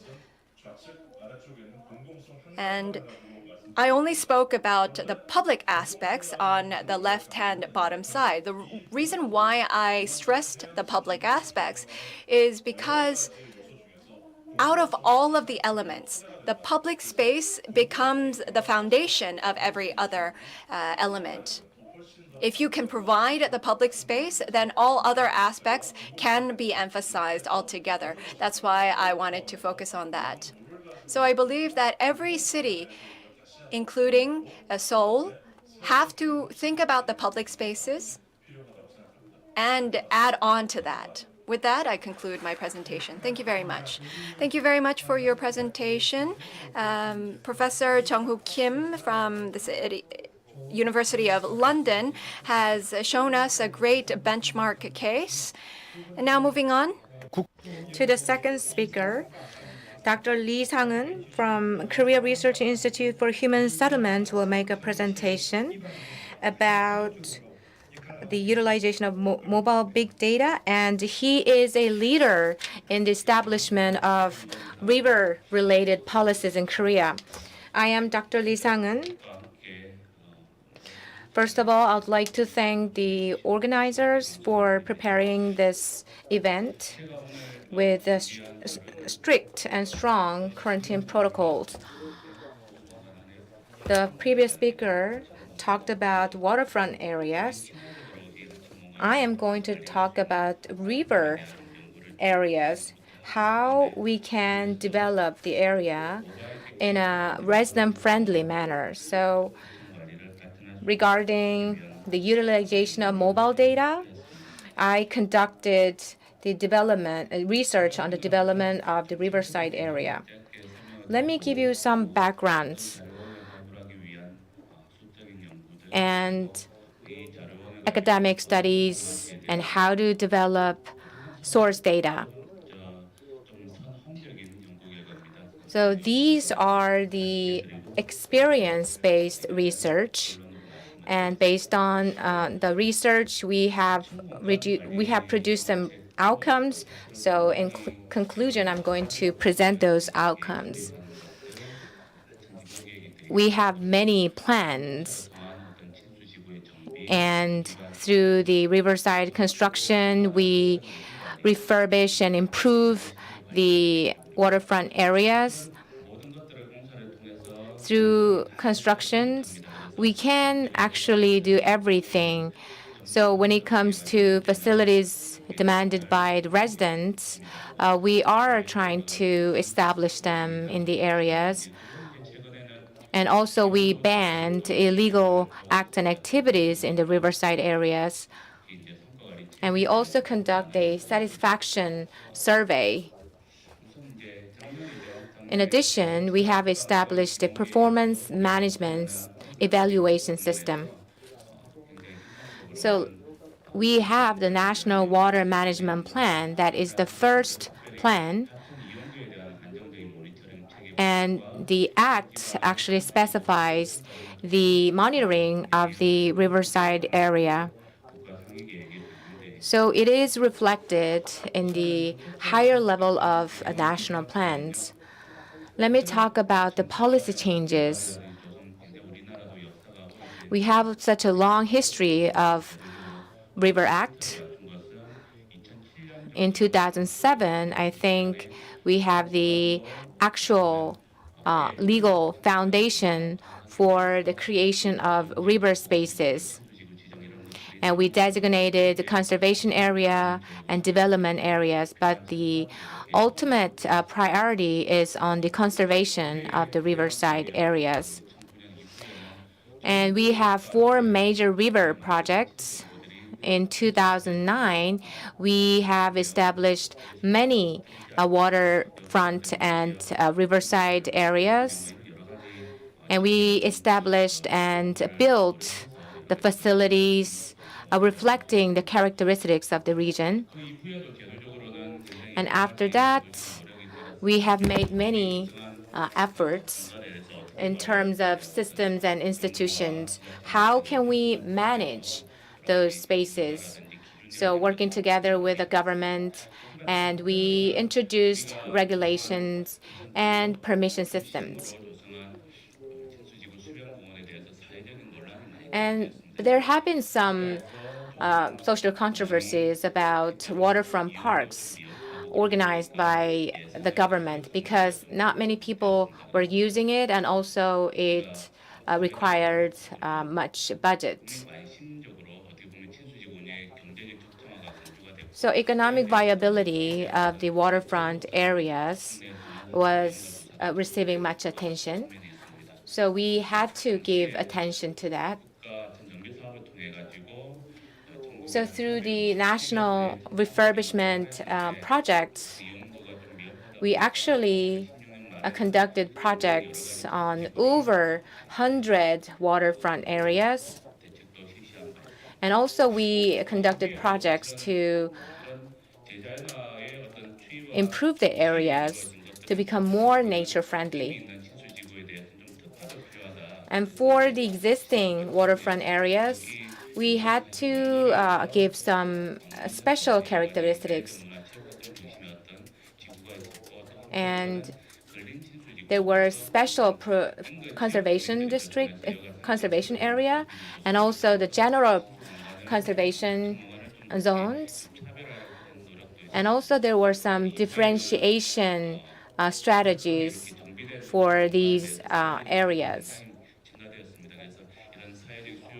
And there was a big demand for the development of waterfront areas. And in response to that, we amended relevant laws. So the toilets and leisure facilities and marina facilities, they could be established in the waterfront areas. Through these process, starting from 2017, we focused on managing river areas in a resident-friendly manner. Before 2017, the relevant organizations were focused on the management of the areas, but since 2017, we wanted to know why residents visit those areas, and we actually utilized the data in establishing the relevant policies and systems. With the Ministry of Transportation and Land, we conducted research on the ways of increasing efficiency of national riverside management using telecommunication big data. So we closely monitored and surveyed why people are using the areas. The monitoring and the legal foundation, institutional foundations were also researched as part of this project. And we extracted big data from the major 3 telecommunication providers. And the traffic on that waterside areas were considered as the number of residents using the areas. And we conducted the usage survey. From 2017, we conducted surveys nationwide on the usage of waterfront areas. Compared to 2017, the number of users decreased in 2018, and we looked into the reason. In 2018, we had very serious heat waves along with fine dust issues. So outdoor activities decreased. Depending on the weather, the number of people using the waterfront areas can be different. So nationwide, we conducted a nationwide research and survey on people using waterfront areas till 2019. But there was the question of the credibility of the big data. So we wanted to verify the credibility of the data. So we actually visited areas. We also employed drones to verify that, even though there's some lacking points in accuracy. But given all the aspects, the telecommunication data were pretty accurate data and was our best solution, best way for looking into the statistics of users there. And we looked at many indicators. So one of the indicators, it's listed on the table here. So the number of people using the area, weekends, the age, and where they come from. So these are the indicators.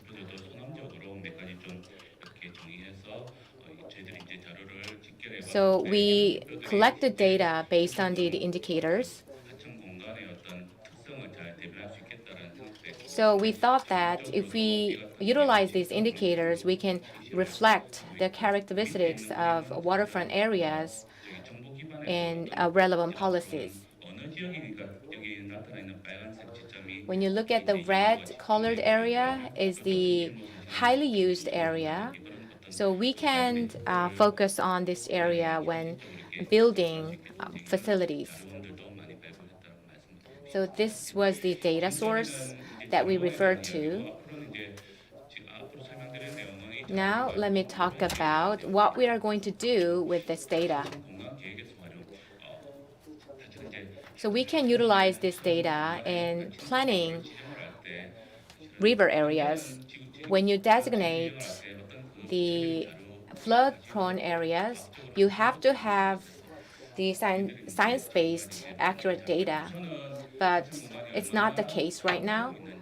So how the river spaces are used. So we rated each riverside area in terms of the usage rate. When you look at the red dot areas, they are the grade 1 areas. And when you look at the black dots, they are the grade 5 areas, which has the lowest usage rate.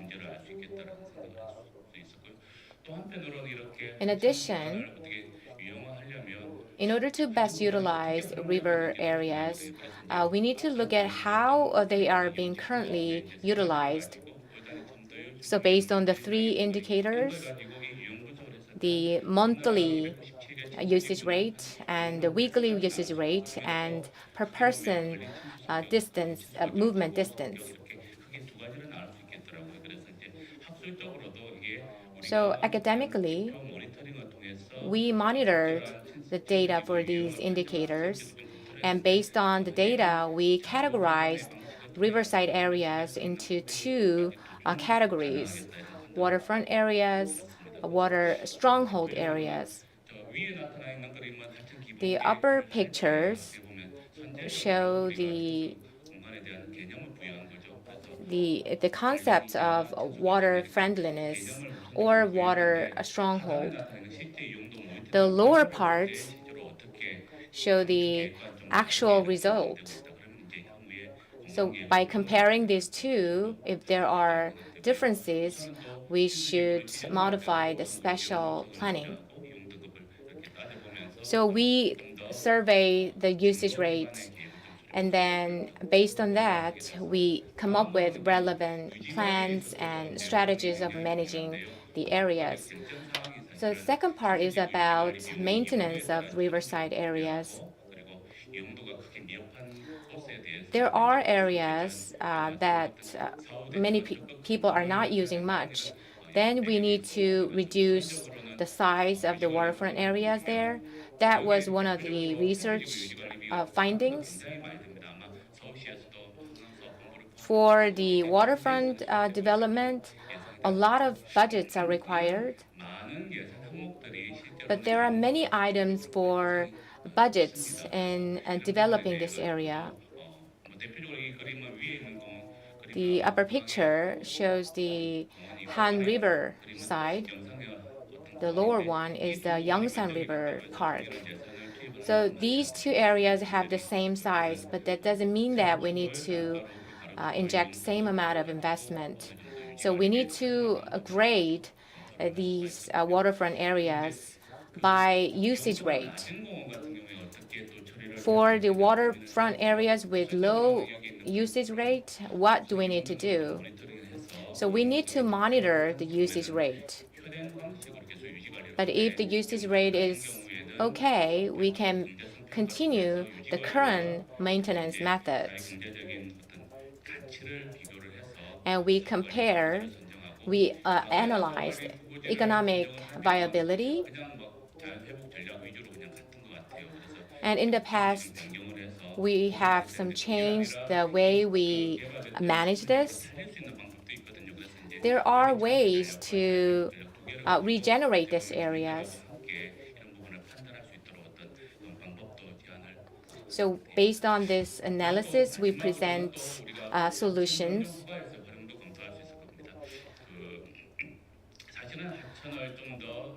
And there's a permission system for occupying and using the waterfront areas. There are regulations imposed by the local governments to revitalize the region and for the well-being of the people. There's bigger demand for using the waterfront areas, and people are demanding more facilities to be established in the areas. But the priority is to conserve the rivers. And within the scope of preserving the regions, we should allow people to develop the area.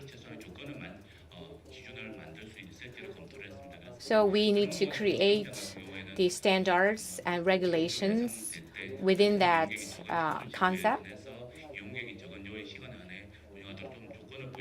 And for example, the riverside parks and the drone areas. There's a drone park. We allowed the drone park to be used in the riverfront areas during the time when there's a low usage.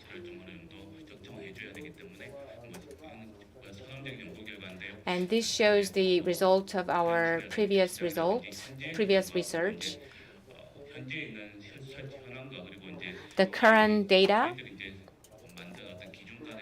and the standards we created. So we compared the two aspects. So we came up with this data to give the ideas for policymaking. First, we need to ensure safety, and there's a lot of attention being paid to the function of the riverside. And we need to closely identify the demand of the use of riverside areas. So it is very important to secure good data sources. And through this research, we analyze the potential of telecommunication big data. So we actually confirmed its potential. By researching the utility of the riverside area, we need to come up with a stable monitoring system of the riverside areas. Thank you. In Korea, before we had riverside plans, as for the urban riverside, it was kind of abandoned areas because of the contamination or because of the danger. But now Dr. Lee gave a new light into the usage of the riverside areas. Let's move on to the next speaker. So Professor Kwon Young-sang, professor of Seoul National University, will talk about how to connect our streams as well as urban planning. Hello, my name is Kwon Young-sang from Seoul National University, as was introduced. As was introduced, I will be talking about the waterfront innovation. And I guess the linkage between the waterfront as well as Seoul citizens. So because we're talking about the city of Seoul, we will be focusing more on the Han River. We also have the Jungnangcheon stream and other local as well as national streams. I think that they all need to have a different approach. So today I will be presenting about these three issues and the development directions and 6 solutions. Rather than solution, maybe posing a question and thinking together about the solutions.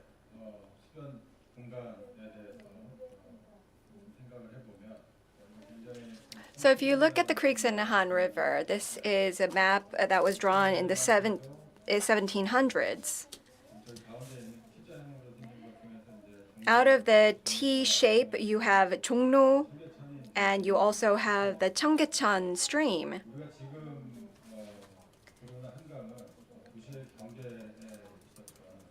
So this was in fact, the outer skirts of the city. It wasn't for usage per se. And then after, in the latter Joseon era, a lot of people started residing in the areas outside of the 4 gates. So that's why we expanded the area as well as the waterfront. Usually, the Cheonggyecheon stream is a stream right inside and in the center of the city.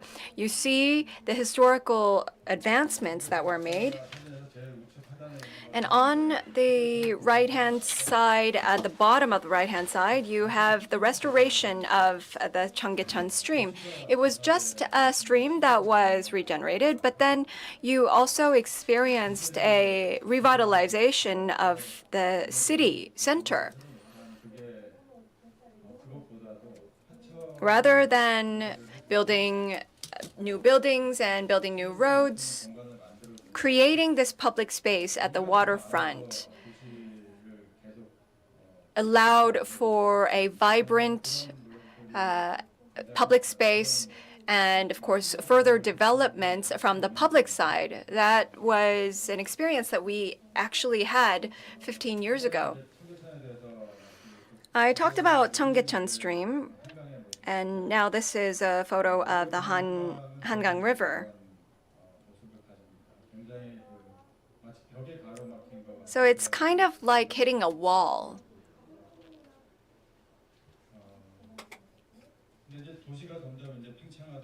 As the city has expanded, the Hangang was at the edge of the Seoul city, but now it's actually going through the center of the city. Compared to Yeouido, Gangnam, Yongsan, the Hangang River is more of the center of the city rather than the districts. Nevertheless, the scene that we see at the Hangang River is kind of as if it's blocked by a wall because of all the apartment complexes. If you go back to the Thames River in London, it's not blocked, it's not cut off from the city. This one is actually connecting parts of the city together. So up until now was the introduction. Now I'd like to talk about the three different problem areas or three issues of Hangang River.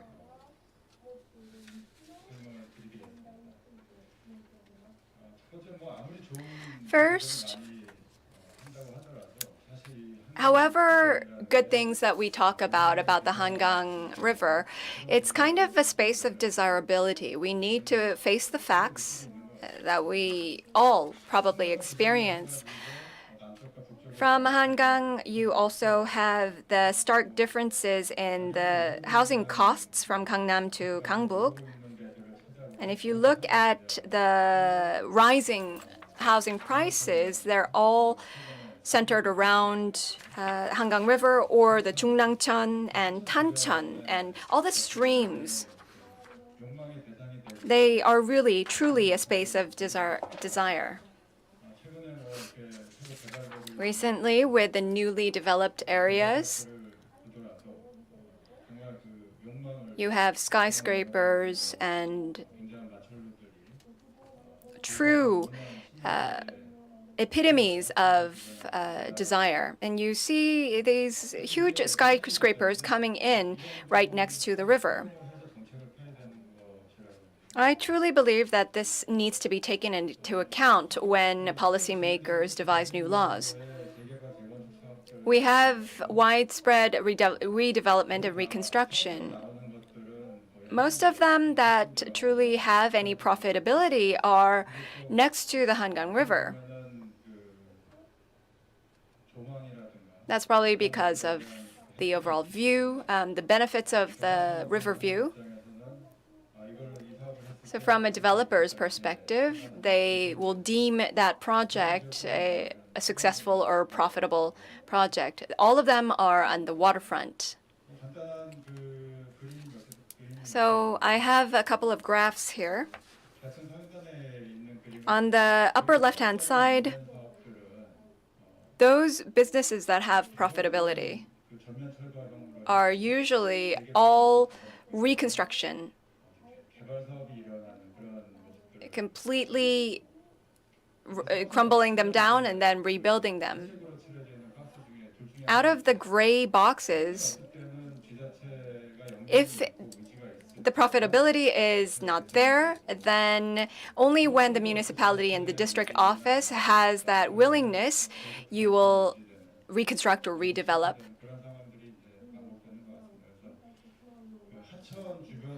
And if you think about the surrounding areas of the streams, you'll see the right-hand side on the graphs. Either they have the right horticulture and aesthetical value. The B area is the newly developed areas. And on the other hand side, you have the areas. They're obsolete, they're old, and all of the policy measures are catered on redeveloping these areas. So it's usually A or B if you're thinking about redevelopment and reconstruction. But on the bottom graphs, if there's a lot of pressure for development, this graph is pushed to the upper right-hand side.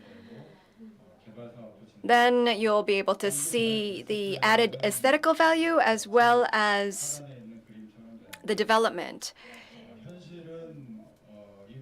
But in reality, this graph becomes pushed over towards the x-axis. This is overdevelopment and overuse. It either becomes highly privatized or it destroys the waterfront and the view. If it's less profitable, if there is no pressure for development, then the graph actually just sinks below, like at the third graph on the right. Near those areas of Tancheon Stream and Anyangcheon Stream are some of these cases. Most of the land next to Hangang River are either residential areas or commercial areas. That's why we have this vicious cycle. That's the first aspect or issue, that it's a space of desirability. Second is a space of disconnectedness. Historically, if you look at the relations between the city and the port, at first it's closely related because usually the cities develop near the ports and the harbors. And then afterwards, you have the expansion and the separation. Recently, I think that it's the academic society's view that they're converging once again. I showed you the photo of London, but most of the cases that can't be applied to Korea because if you compare the width of the river, the width of the Hangang River is very wide compared to other rivers. So some people might ask, why are we so disconnected to the Hangang River when other cities around the world are doing such a good job when they also have a river flowing through the center? But our river is very wide. And also, if you look at the geography, the streams actually flow from east to west because of the topography and geography. But Koreans, because of Feng Shui, they really like southward-facing homes. That's why this is a most profitable shape or the skyline of the apartments.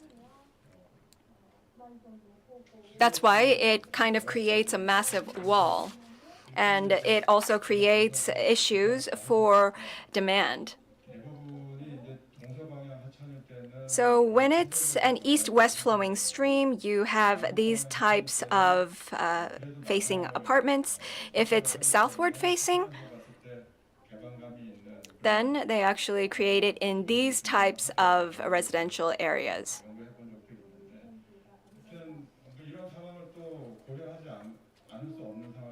We can't just disregard this because of the culture. So that's why we cannot just apply and benchmark the good cases overseas. The third is a space of anxiety. We have higher risks of flood and more rain. That's why we have this kind of issue. Also, pollution and environment issues. We only are looking at Seoul, but a big part of the Hangang River is blocked because of the military zones, and we cannot access them. So I told you about the three different issues that the Hangang River faces. The three were the key major issues that I thought were important.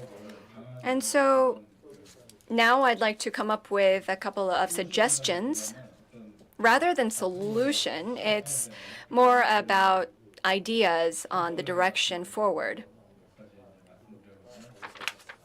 So the first is restoration. Recently, the big talk of the town is the ESG. And when we restore the streams, they try to do it in the most natural way possible. Then what do we have to do? How do we do it? Secondly, it's about safety.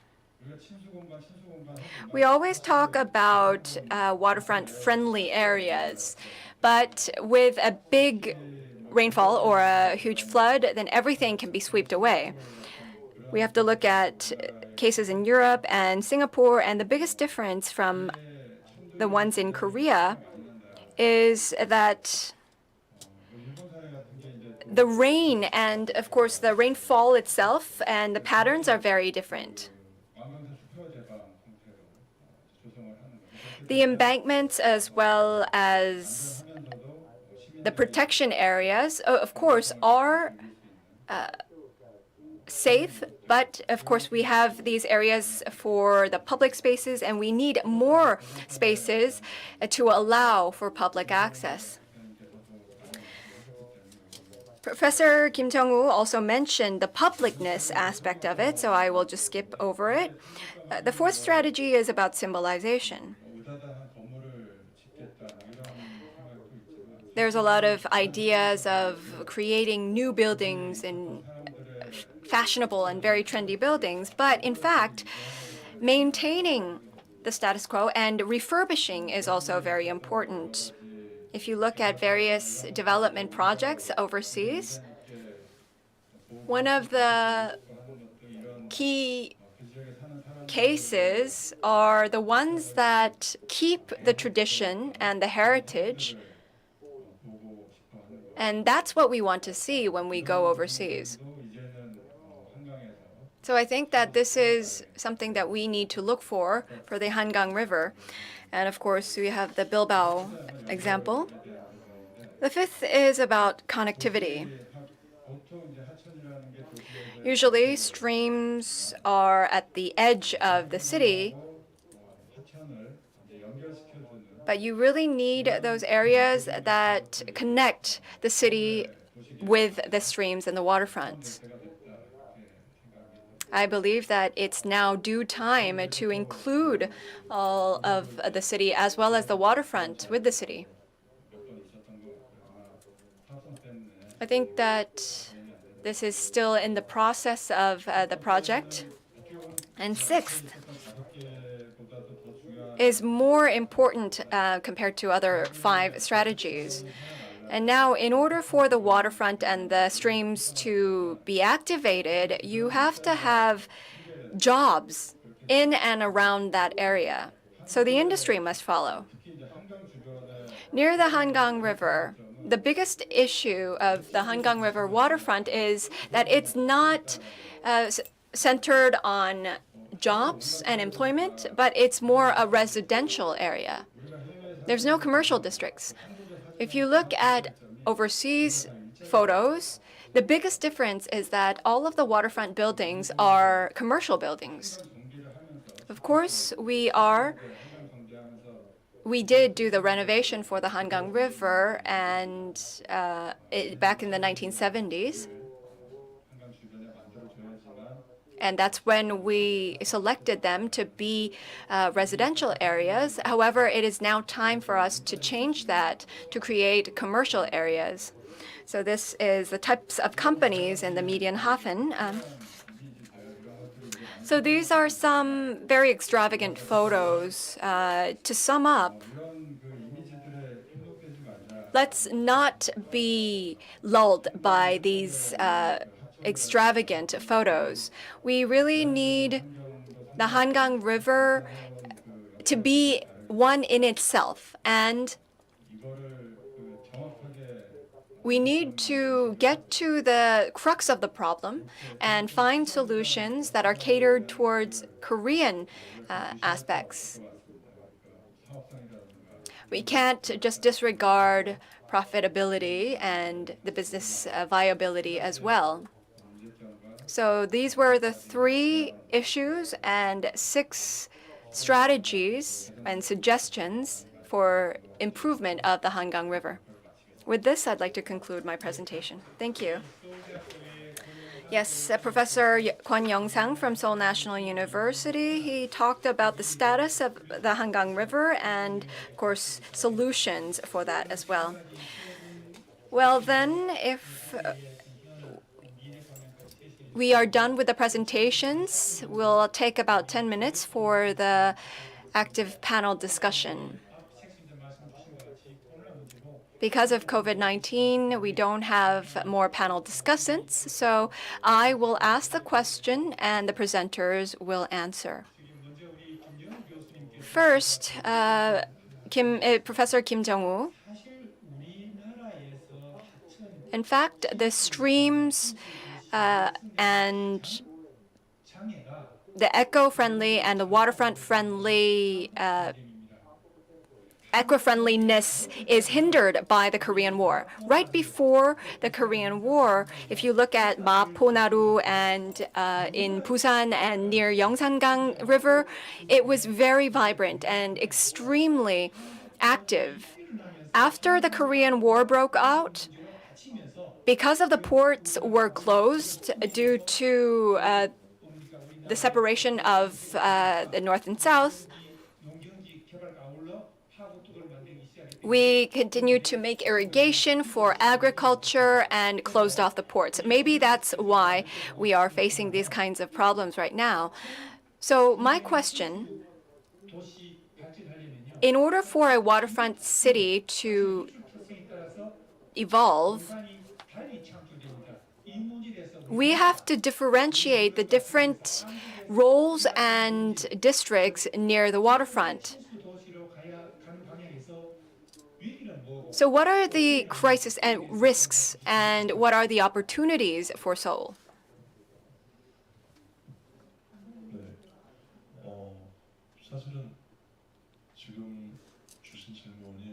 In fact, I don't think that the question is an easy one, but I have been living in Europe and comparing it to Korea. I think that my answer is twofold. First, a lot of people have already mentioned, but the waterfront cities, coastal cities, or eco-friendly waterfront cities are all talking about the space adjacent to the water, and the city has been separated. And Professor Kwon also mentioned that I always mention about European situations, but I'm against benchmarking European cases. We have to get to the bottom of the methodology and, of course, expand it into our own case. If we were to benchmark, I think maybe today I spoke about the publicness, but we also need to think about how interconnected the waterfront area and the city area is. We need to look at that aspect. At the moment, we have to really think about how we had separated the two areas. So the area next to the water, whether it's a port, harbor, or just a waterfront, and the commercial districts of the city, we really need to connect those together. I think that there are many cases in Europe that can give us an idea about how to integrate the two together. Another aspect is looking at the waterfront. and that we were just very narrow-minded in the functions of the waterfront. It's not saying that the European cities are doing much better, but I think that they were much more diverse in proposing ideas on utilization of the space and what to put in the waterfront areas. It's also residential, academic, startup spaces, commercial spaces. But for us, I think that it's quite rigid as to what kind of area we place right next to the waterfront. Of course, we can also come up with ordinances for urban planning as well as architecture and construction, but I think that we need to have a more flexible perspective as to what kind of districts we have. Thank you very much.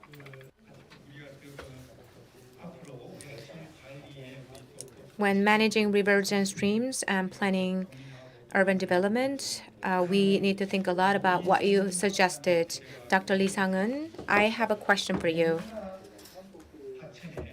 In Korea, as the other two professors suggested, do you think their suggestions, the biggest stumbling block to applying their suggestions are that Korea's plans are pretty much longitudinal. So we cannot go out of the scope of the river. But local governments and the central government has the biggest standards and rules. We cannot go against that. It's very rigid. But in other countries, national construction standards are the minimum standards, not the high standards. So the local governments and engineers, they can make discretional decisions based on the standards. But it's not the case in Korea. As Professors Kim and Kwon suggested, we have to have horizontal plans, not the longitudinal standards. So what do you think about this? It's very important and such a big question. In order to avoid such heavy question, I made a presentation which is more of academic, but still I will give you my answer.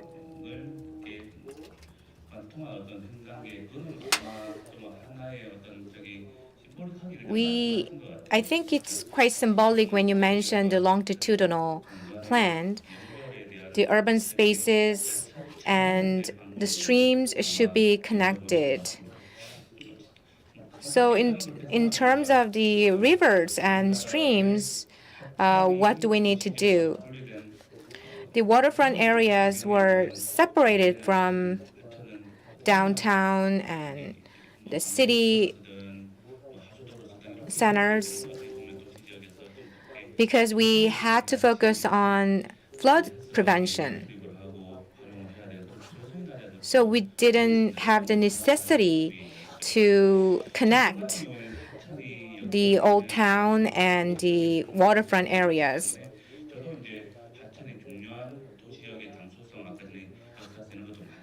So there was mentioning of the historical aspects. But there are two things that we need to change in policies. First one is regulations on streams and rivers. There are two track of management of rivers. First one is River Management Authority, and the other is the relevant city and the region. Earlier, I mentioned briefly the Yongsan River is quite distant area, but the Han River is quite populated area. But the same rules and same standards are applying to those. waterfronts. So there should be differentiated regulations depending on the characteristics of each riverside. And there should be minimum standards, and based on that, there should be some discretionary aspects regarding urban planning and urban regeneration and water city plans, for example.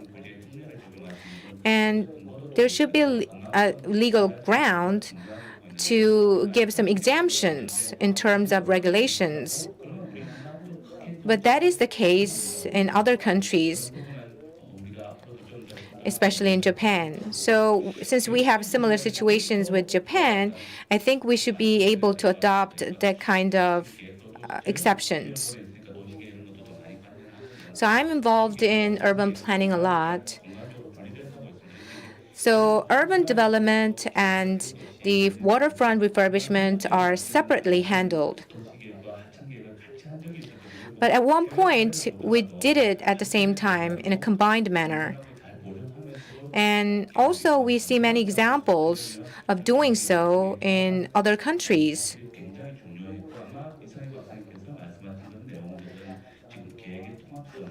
So the integration of plans, it should be the way of developing the area, and I agree with you on that. 권영상 교수님. And next, Professor Kwon Young-sang. In fact, the streams, the laws related to the streams, if you think about the development, it wasn't really led by the government. When we first started off with Yangjaecheon stream, we actually violated the law. And we actually got mugged and thrown with stones. And that kind of difficulty and challenge brought us to what we are doing today. So in the Magok district, we had introduced a waterfront, and the Nanji district, and of course the Yongsan district as well. Now, even if we had the great plans, we couldn't push forward because of the longitudinal, vertical plans. So I think that rather than a top-down method, I think that districts and municipalities really need to employ a bottom-up method. How can we really change or amend the law in order to allow this? I think that question is probably, well, I guess a lot of the experts will be familiar with this, but the audience that are watching might not know. So if I explain it to you a little bit, the fact that the waterfront and the city area is separated on legislature as well as the institution, it's something that had been talked about for the past 15 years or so. But in the process, we had some pilot projects and trials. And 15 years ago, with waterfront areas, we had been discussing it at the National Assembly as well. So if you talk with the experts and professionals, we always talk and say that we have to have an open mind and work together. However, it can only be just a discussion together, because I think that we should maybe hone down on which areas and which themes to focus on.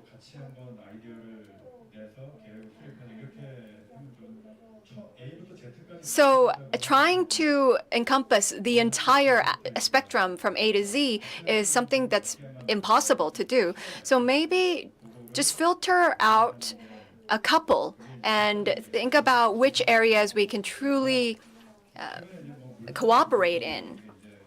Recently, there's been a Basic Act on Water Cycles enacted, and this also looks into the Basic Act on Water Management, and it's all combining those aspects together. And I think that there is a plan of combining the different pieces of legislations to integrate them into one for the Basic Act on Water Cycle. I think that then we'll be able to truly cooperate together. Well, in fact, we really want to talk about more, and I think that we also need to have discussions among the presenters, because this session is probably the one that Seoul citizens are most interested in, but due to time limitations, we have to close it here. Thank you very much for your presentation and discussion. 진행과 발표에 수고해 주신 이삼희 박사님과 또 토론자 여러분, 발표자 여러분께 감사의 말씀을 드리겠습니다. Thank you very much for our moderator and speakers in this session. 지속 가능한 도시 개발을 위한 수변 도시 재생 전략, 또 수변 공간 활성화 정책 방향에 대한 소중한 의견 들어봤습니다. Thank you for sharing your valuable thoughts and inputs on strategies and policy directions for regenerating waterfront cities and utilizing waterfront spaces for sustainable urban development. 네, 이번 워터서울 2021 국제 컨퍼런스 여러분 어떻게 보셨습니까?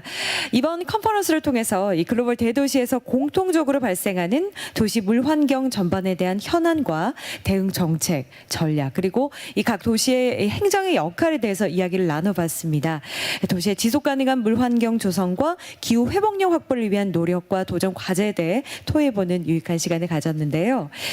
At Water Seoul 2021's International Conference, we have a look into the common issues of urban water environment found in megacities across the globe, relevant policies and strategies, and the role of each city's administration. 네, 이틀에 걸쳐서 긴 시간 동안 함께해 주신 모든 참가자 여러분께 감사와 존경의 말씀을 드리겠습니다.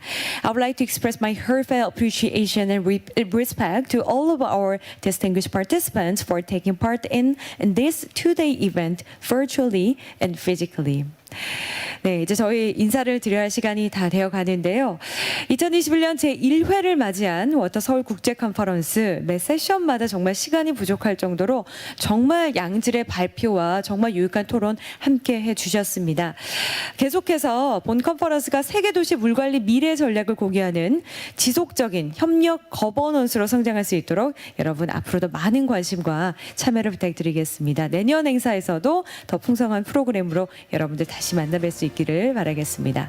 That was the first Water Seoul International Conference, and I would like to request your continued support and participation to develop this conference into a regular one of cooperation governance that shares the water management strategies of cities around the world.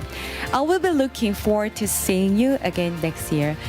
양일간 함께해 주신 여러분께 감사의 말씀을 드립니다. 여러분과 함께할 수 있어서 영광이었습니다. 저는 아나운서 김경미였습니다. Thank you very much once again. I am Kim Kyung-mi. See you next year.